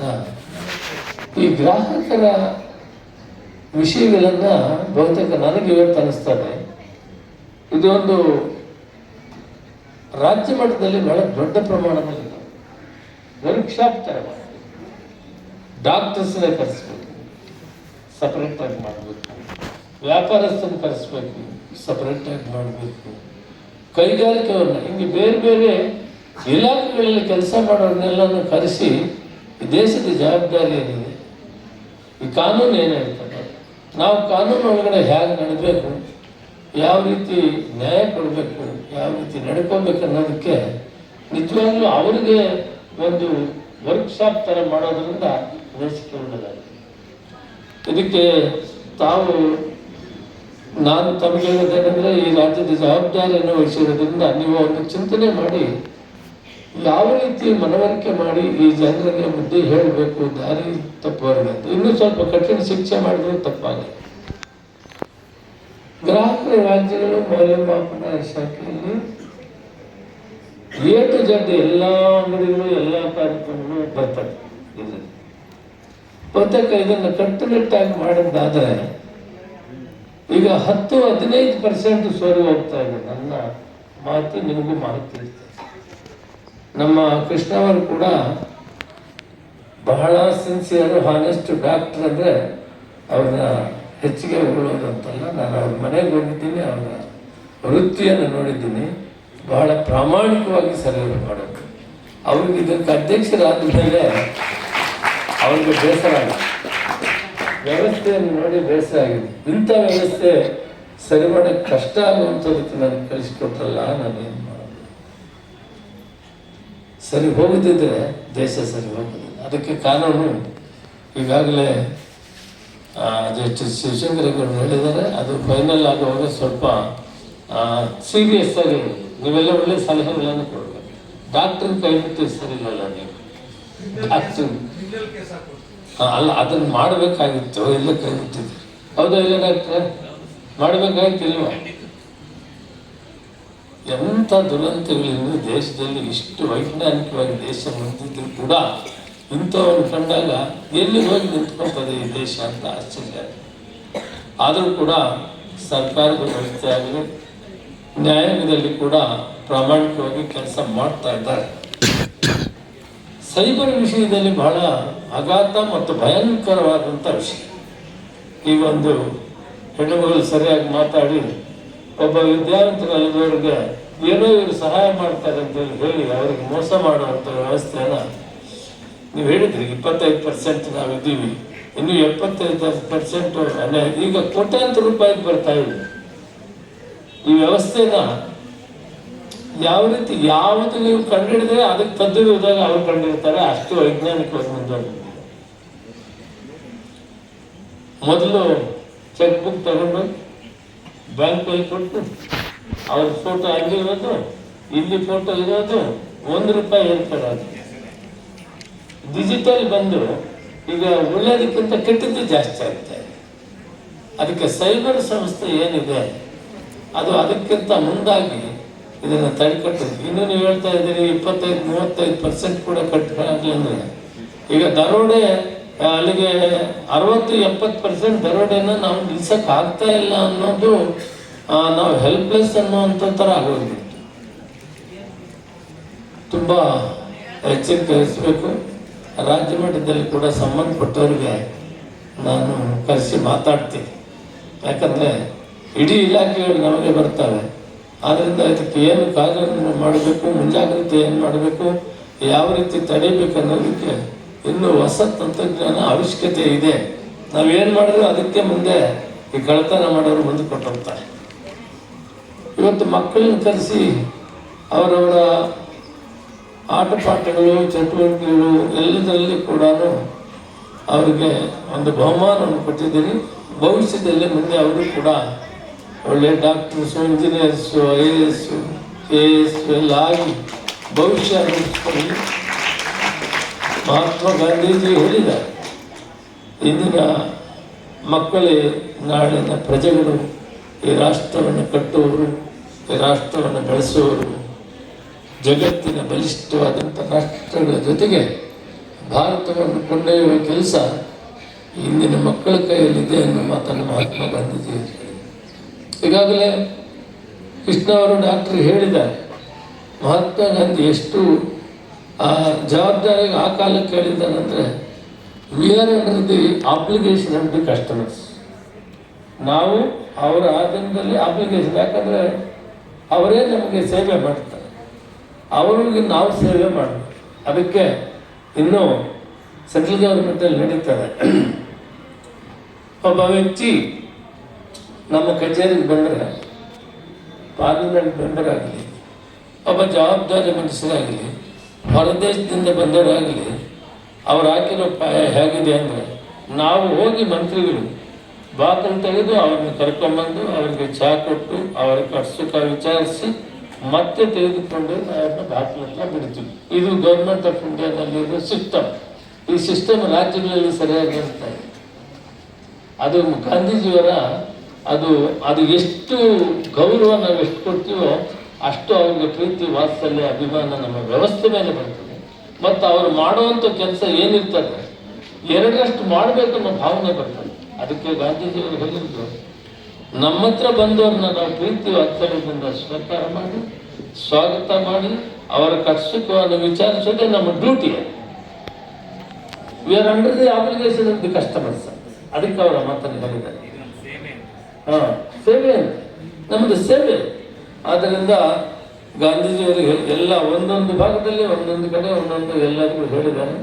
ಅವರನ್ನು ಇವತ್ತು ನಾವು ನೆನಪು ಮಾಡಿಕೊಂಡಿದ್ದು ಬಹಳ ಮುಖ್ಯವಾದ. ಯಾಕಂದರೆ BJP ಅವರು ಇವರೆಲ್ಲ ಇರುವಾಗ ಅದನ್ನು ರಾಜಕೀಯ ಮಾತಾಡೋದಿಲ್ಲ, ತಾಪತ್ರದಲ್ಲಿ ಜಸ್ತಿ. ಮಹಾತ್ಮ ಗಾಂಧಿ ಹೆಸರನ್ನೇ ಬದಲಾಯಿಸಲ್ಪಟ್ಬಿಟ್ಟವ್ರೆ. ರಾಮರು ಎಲ್ಲಿಲ್ಲ, ಯಾರ ಮನೆಯಲ್ಲಿಲ್ಲ, ಎಲ್ಲ ಮನೆಯಲ್ಲೂ ರಾಮನಿದ್ದಾರೆ. ಎಷ್ಟು ಜನ ಈ BJP ಅವರು ರಾಮಕೋಟಿ ಬರೀತಾರೆ. ನಾನು ಬೆಳಿಗ್ಗೆ 5 ಗಂಟೆಗೆ ಎದ್ದರೆ ದಿನ ರಾಮಕೋಟಿ ಬರೀತೀನಿ. ಅದು ಒಳಗಡೆ ಮನಸ್ಸಲ್ಲಿ ದೇವರನ್ನ ಮನಸ್ಸಲ್ಲಿ ಪ್ರೀತಿಯಲ್ಲಿ ಇಟ್ಕೋಬೇಕು. ದೇವರನ್ನ ರಾಜಕೀಯಕ್ಕೆ ತಗೊಂಡು ಬಂದು ಅಡ್ಡ ಇಡುವಂಥದ್ದು ಒಂದು ಕೆಟ್ಟ ಕೆಲಸವನ್ನು ಮಾಡಿ ವಾಜಪೇಯಿ ಅವರಂಥವ್ರ ಹೆಸರನ್ನು ಯಾವುದಾದ್ರೂ ಒಂದು ಹೊಸ ಕಾರ್ಯಕ್ರಮವನ್ನು ಮಾಡಿ ತಂದಿದ್ರೆ ಸ್ವಾಗತ ಮಾಡ್ತಿದ್ದಿಲ್ಲ. ಅಟಲ್ ಬಿಹಾರಿ ವಾಜಪೇಯಿ ಅವರು ರಾಷ್ಟ್ರದ ಇಡೀ ಸರ್ವ ಜನರು ಒಪ್ಪುವಂಥ ವ್ಯಕ್ತಿ. ಇವರೊಂದು ಪ್ರೋಗ್ರಾಮ್ ಕೊಡಲಿಲ್ಲ, ಯಾವುದನ್ನು ಹೊಸದು. ನಾವು ಕೊಟ್ಟಿರೋ ಪ್ರೋಗ್ರಾಮ್ ಏನಿದೆ ಅವೆಲ್ಲಕ್ಕೂ ಹೆಸರು ಬದಲಾಯಿಸೋದ್ರಲ್ಲೇ ಇವ್ರ ಕಾಲ ಆಗೋಗಿದೆ 11 ವರ್ಷ. ಇದಾಗಬಾರ್ದು. ಅವರು ಬುದ್ಧಿಜೀವಿಗಳಿದ್ದಾರೆ, ಪ್ರಧಾನಮಂತ್ರಿಗಳು.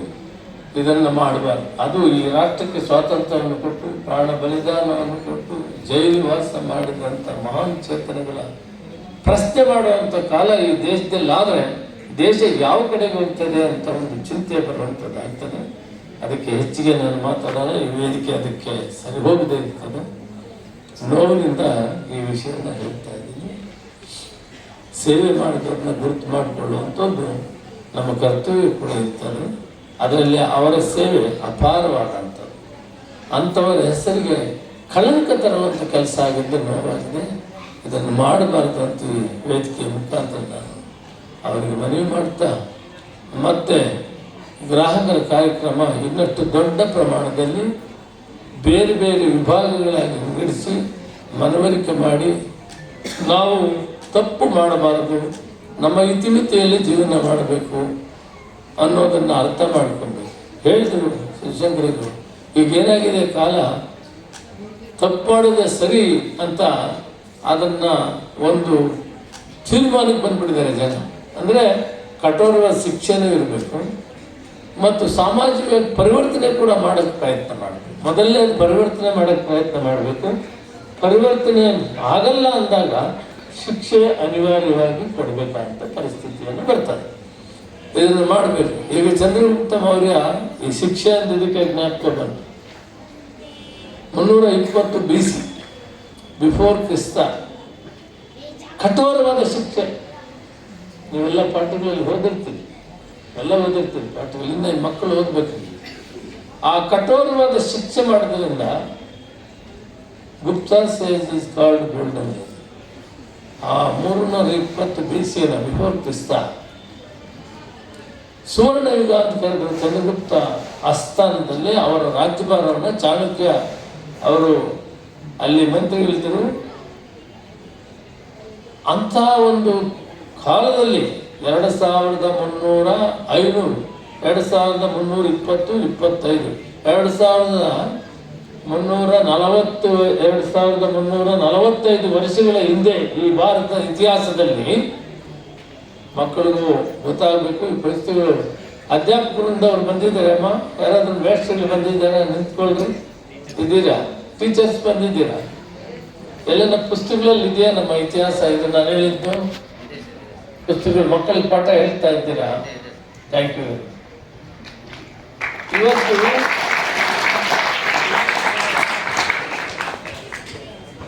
ಒಂದು ಕಡೆ ಬದಲಾವಣೆ ಮಾಡೋಕ್ಕೆ ಪ್ರಯತ್ನ ಮಾಡಬೇಕು. ಬದಲಾವಣೆ ಮಾಡೋದನ್ನು ಕೇಳದಿದ್ದ ಕಠಿಣ ಶಿಕ್ಷೆ ಕೊಡಬೇಕು. ಇದು ಇತಿಹಾಸದಲ್ಲಿ, ಚರಿತ್ರೆಯಲ್ಲಿ ನಾನು ಆರ್ಟ್ಸ್ ಗ್ರಾಜ್ಯುಯೇಟ್ ಆಗಿ ಓದಿರುವಂಥದ್ದು. ಆದ್ದರಿಂದ ಆ ಕಠೋರವಾದ ಶಿಕ್ಷೆನೇ ಇತ್ತು. ಅದನ್ನು ಸುವರ್ಣ ಯುಗ ಅಂತ ಕರೆದರು. ಆದ್ದರಿಂದ ನಾನು ಜಸ್ಟಿಸ್ ಶಿವಶಂಕರೇಗೌಡರಿಗೆ ಹೇಳ್ತಾ ಇದ್ದೀನಿ ಮಾತು. ಯಾವ ರೀತಿ ಕಾನೂನನ್ನು ನಾವು ಜಾರಿ ಮಾಡೋದ್ರಲ್ಲಿ ಸರಿಯಾದಂಥ ರೀತಿಯಲ್ಲಿ ಕೆಲಸ ಮಾಡದಿದ್ದರೆ ಜನ ಬದಲಾವಣೆ ಆಗೋದಿಲ್ಲ.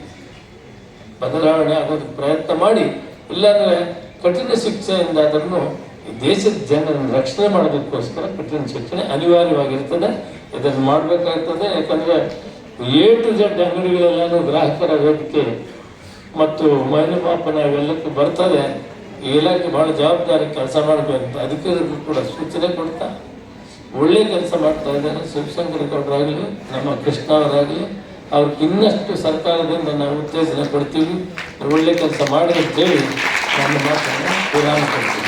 ಜೈ ಹಿಂದ್, ಜೈ ಕರ್ನಾಟಕ. ಡಿಜಿಟಲ್ ಕ್ರಾಂತಿ ಹೆಚ್ಚಾದಂತೆ ಡಿಜಿಟಲ್ ಫ್ರಾಡ್ ಕೂಡ ಹೆಚ್ಚಾಗ್ತಾ ಇದೆ. ನಾವು ಜಾಗೃತರಾಗೋ ಜೊತೆಗೆ ಕಾನೂನು ಕೂಡ ಬಿಗಿಗೊಳಿಸಬೇಕಂತ ಹೇಳಿ ಮಾತನಾಡಿದರೆ ಮಾನ್ಯ ಸಚಿವರಾದ ಶ್ರೀ ಮುನಿಯಪ್ಪನವರು. ದಯವಿಟ್ಟು ಚಪ್ಪಾಳಿ ಮುಖೇನ ಧನ್ಯವಾದಗಳನ್ನ ತಿಳಿಸೋಣ. ಇದೀಗ ಕಾರ್ಯಕ್ರಮದ ಕೊನೆಯ ಹಂತ ವಂದನಾರ್ಪಣೆ. ಶ್ರೀಮತಿ ಸವಿತಾ ಪಿ, ಜಂಟಿ ನಿರ್ದೇಶಕರು, ಪಶ್ಚಿಮ ವಲಯ, ವಂದನಾರ್ಪಣೆ ನೆರವೇರಿಸಿಕೊಳ್ಬೇಕಾಗಿ ವಿನಂತಿ ಮಾಡ್ತಾರೆ. ಎಲ್ಲರಿಗೂ ನಮಸ್ಕಾರಗಳು. 2025ನೇ ಸಾಲಿನ ರಾಷ್ಟ್ರೀಯ ಗ್ರಾಹಕರ ದಿನಾಚರಣೆ ಕಾರ್ಯಕ್ರಮದ ಆಯೋಜನೆಗೆ ನಮಗೆಲ್ಲ ಸಾಕಷ್ಟು ಮಾರ್ಗದರ್ಶನ ನೀಡಿ, ಸಲಹೆಗಳನ್ನು ನೀಡಿ, ಕಾರ್ಯಕ್ರಮದ ರೂಪುರೇಷೆಯನ್ನು ಒಂದು ಸಂಪೂರ್ಣ ಮೇಲ್ವಿಚಾರಣೆ ಮಾಡಿ ಸಹಕರಿಸಿದಂತಹ ನಮ್ಮ ಇಲಾಖೆಯ ಸನ್ಮಾನ್ಯ ಸಚಿವರಾದಂತಹ ಶ್ರೀ KH ಮುನಿಯಪ್ಪ ಸಾಹೇಬರಿಗೆ ತಮ್ಮೆಲ್ಲರ ಪರವಾಗಿ ಹೃತ್ಪೂರ್ವಕವಾದ ಧನ್ಯವಾದಗಳನ್ನು ಅರ್ಪಿಸ್ತಾ ಇದ್ದೇನೆ.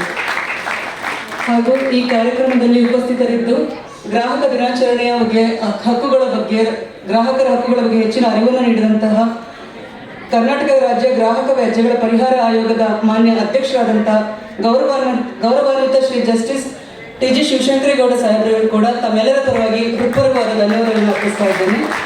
ಮತ್ತು ಈ ಕಾರ್ಯಕ್ರಮದಲ್ಲಿ ಉಪಸ್ಥಿತರಿರುವಂತಹ ಕರ್ನಾಟಕ ರಾಜ್ಯ ಆಹಾರ ಆಯೋಗದ ಮಾನ್ಯ ಅಧ್ಯಕ್ಷರಾದಂತಹ ಡಾಕ್ಟರ್ H ಕೃಷ್ಣ ಸರ್ ಅವರಿಗೂ ಕೂಡ ತಮ್ಮೆಲ್ಲರ ಪರವಾಗಿ ಹೃತ್ಪೂರ್ವಕ ಧನ್ಯವಾದಗಳು. ಕಾರ್ಯಕ್ರಮದಲ್ಲಿ ಉಪಸ್ಥಿತರಿದ್ದು ಕಾರ್ಯಕ್ರಮದ ಮೆರುಗನ್ನು ಹೆಚ್ಚಿಸಿದಂತಹ ಆಹಾರ ಆಯೋಗದ ಸದಸ್ಯರಾದಂತಹ Shri Maruti sir, Shri Suman sir, Lingarajakote sir, Rohini ma'am ಮತ್ತು ವಿಜಯಲಕ್ಷ್ಮಿ ಮ್ಯಾಮ್ ಅವರಿಗೂ ಕೂಡ ತಮ್ಮೆಲ್ಲರ ಪರವಾಗಿ ಹೃತ್ಪೂರ್ವಕವಾದ ಧನ್ಯವಾದಗಳು. ಹಾಗೂ ಈ ಕಾರ್ಯಕ್ರಮದಲ್ಲಿ ಉಪಸ್ಥಿತರಿರುವಂತಹ ಮಾಜಿ ಸಂಸದರಾದಂತಹ ಶ್ರೀ ಚಂದ್ರಪ್ಪ ಸರ್ ಅವರಿಗೂ ಕೂಡ ಹೃತ್ಪೂರ್ವಕವಾದ ಧನ್ಯವಾದಗಳು. ಮತ್ತು ಕಾರ್ಯಕ್ರಮಕ್ಕೆ ಮಾರ್ಗದರ್ಶನವನ್ನು ನೀಡಿ ಪ್ರತಿ ಹೆಜ್ಜೆಯಲ್ಲೂ ಕೂಡ ಒಂದು ಕೋಆರ್ಡಿನೇಷನ್ ಕೊಟ್ಟಂತಹ ನಮ್ಮ ಸನ್ಮಾನ್ಯ ಸಚಿವರ ಆಪ್ತ ಕಾರ್ಯದರ್ಶಿಯವರಾದ ಶ್ರೀ ನಟರಾಜ್ ಸರ್ ಅವರಿಗೂ ಕೂಡ ಧನ್ಯವಾದಗಳನ್ನು ಅರ್ಪಿಸ್ತಾ ಇದ್ದೇನೆ. ಹಾಗೂ ಕಾರ್ಯಕ್ರಮದ ರೂವಾರಿಗಳಾದಂತಹ ನಮ್ಮ ಇಲಾಖೆಯ ಸರ್ಕಾರದ ಕಾರ್ಯದರ್ಶಿಗಳಾದಂತಹ ಶ್ರೀ NV ಪ್ರಸಾದ್ ಸರ್ ಅವರು, ನಮ್ಮ ಆಯುಕ್ತರಾದಂತಹ ಶ್ರೀಮತಿ ಕನಗವಲ್ಲಿ ಮೇಡಮ್ ರವರು, ಹಾಗೂ ಕರ್ನಾಟಕ ಆಹಾರ ಮತ್ತು ನಾಗರಿಕ ಸರಬರಾಜು ನಿಗಮದ ಶ್ರೀ MK ಜಗದೀಶ್ ಸರ್ ಅವರು ಮತ್ತು ಕಾನೂನು ಮಾಪನಶಾಸ್ತ್ರ ಇಲಾಖೆಯ ನಿಯಂತ್ರಕರಾದಂತಹ ಶ್ರೀ MSN ಬಾಬು ಸರ್ ಅವರಿಗೂ ಕೂಡ ತಮ್ಮೆಲ್ಲರ ಪರವಾಗಿ ಹೃತ್ಪೂರ್ವಕವಾದ ಧನ್ಯವಾದಗಳನ್ನು ಅರ್ಪಿಸ್ತಾ ಇದ್ದೇನೆ. ಹಾಗೂ ಈ ಕಾರ್ಯಕ್ರಮವನ್ನು ಯಶಸ್ವಿಗೆ ಕಾರಣೀಕರ್ತರಾದಂತಹ ನಮ್ಮ ಇಲಾಖೆಯ ಅಪನಿರ್ದೇಶಕರಾದಂತಹ ಶ್ರೀಮತಿ ಸುಜಾತ ಮ್ಯಾಮ್ ಹಾಗೂ ಪಾತ್ರಾಜು ಸರ್ ಅವರಿಗೂ ಕೂಡ ಧನ್ಯವಾದಗಳನ್ನು ಅರ್ಪಿಸ್ತಾ ಇದ್ದೇನೆ. ಹಾಗೂ ಈ ಕಾರ್ಯಕ್ರಮದಲ್ಲಿ ಎಲ್ಲ ರೀತಿಯಾದಂತಹ ಸ್ಟಾಲ್ಗಳನ್ನು ಹಾಕಿ ಗ್ರಾಹಕರಲ್ಲಿ ಮತ್ತು ಶಿಕ್ಷಕರಲ್ಲಿ, ಸಾರ್ವಜನಿಕರಲ್ಲಿ, ಮಕ್ಕಳಲ್ಲಿ ಅರಿವನ್ನು ಸಹಕರಿಸಿದಂತಹ ಎಲ್ಲ ಇಲಾಖೆಗಳು ಹಾಗೂ ನಿಗಮಗಳಿಗೆ ಹೃತ್ಪೂರ್ವಕವಾದಂತಹ ಧನ್ಯವಾದಗಳು. ಕಾರ್ಯಕ್ರಮದಲ್ಲಿ ಉಪಸ್ಥಿತರಿದ್ದ ಸಾಂಸ್ಕೃತಿಕ ತಂಡಗಳಿಗೂ ಕೂಡ ತಮ್ಮೆಲ್ಲರ ಪರವಾಗಿ ಧನ್ಯವಾದಗಳನ್ನು ಅರ್ಪಿಸ್ತಾ ಇದ್ದೇನೆ.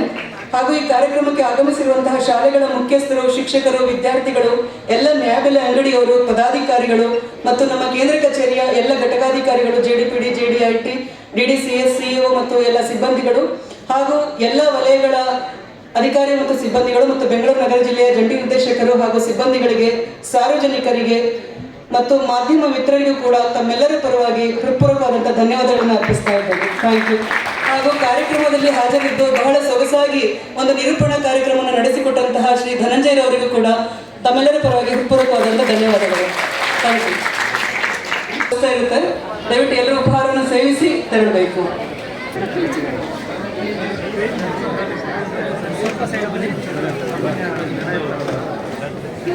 Photo good.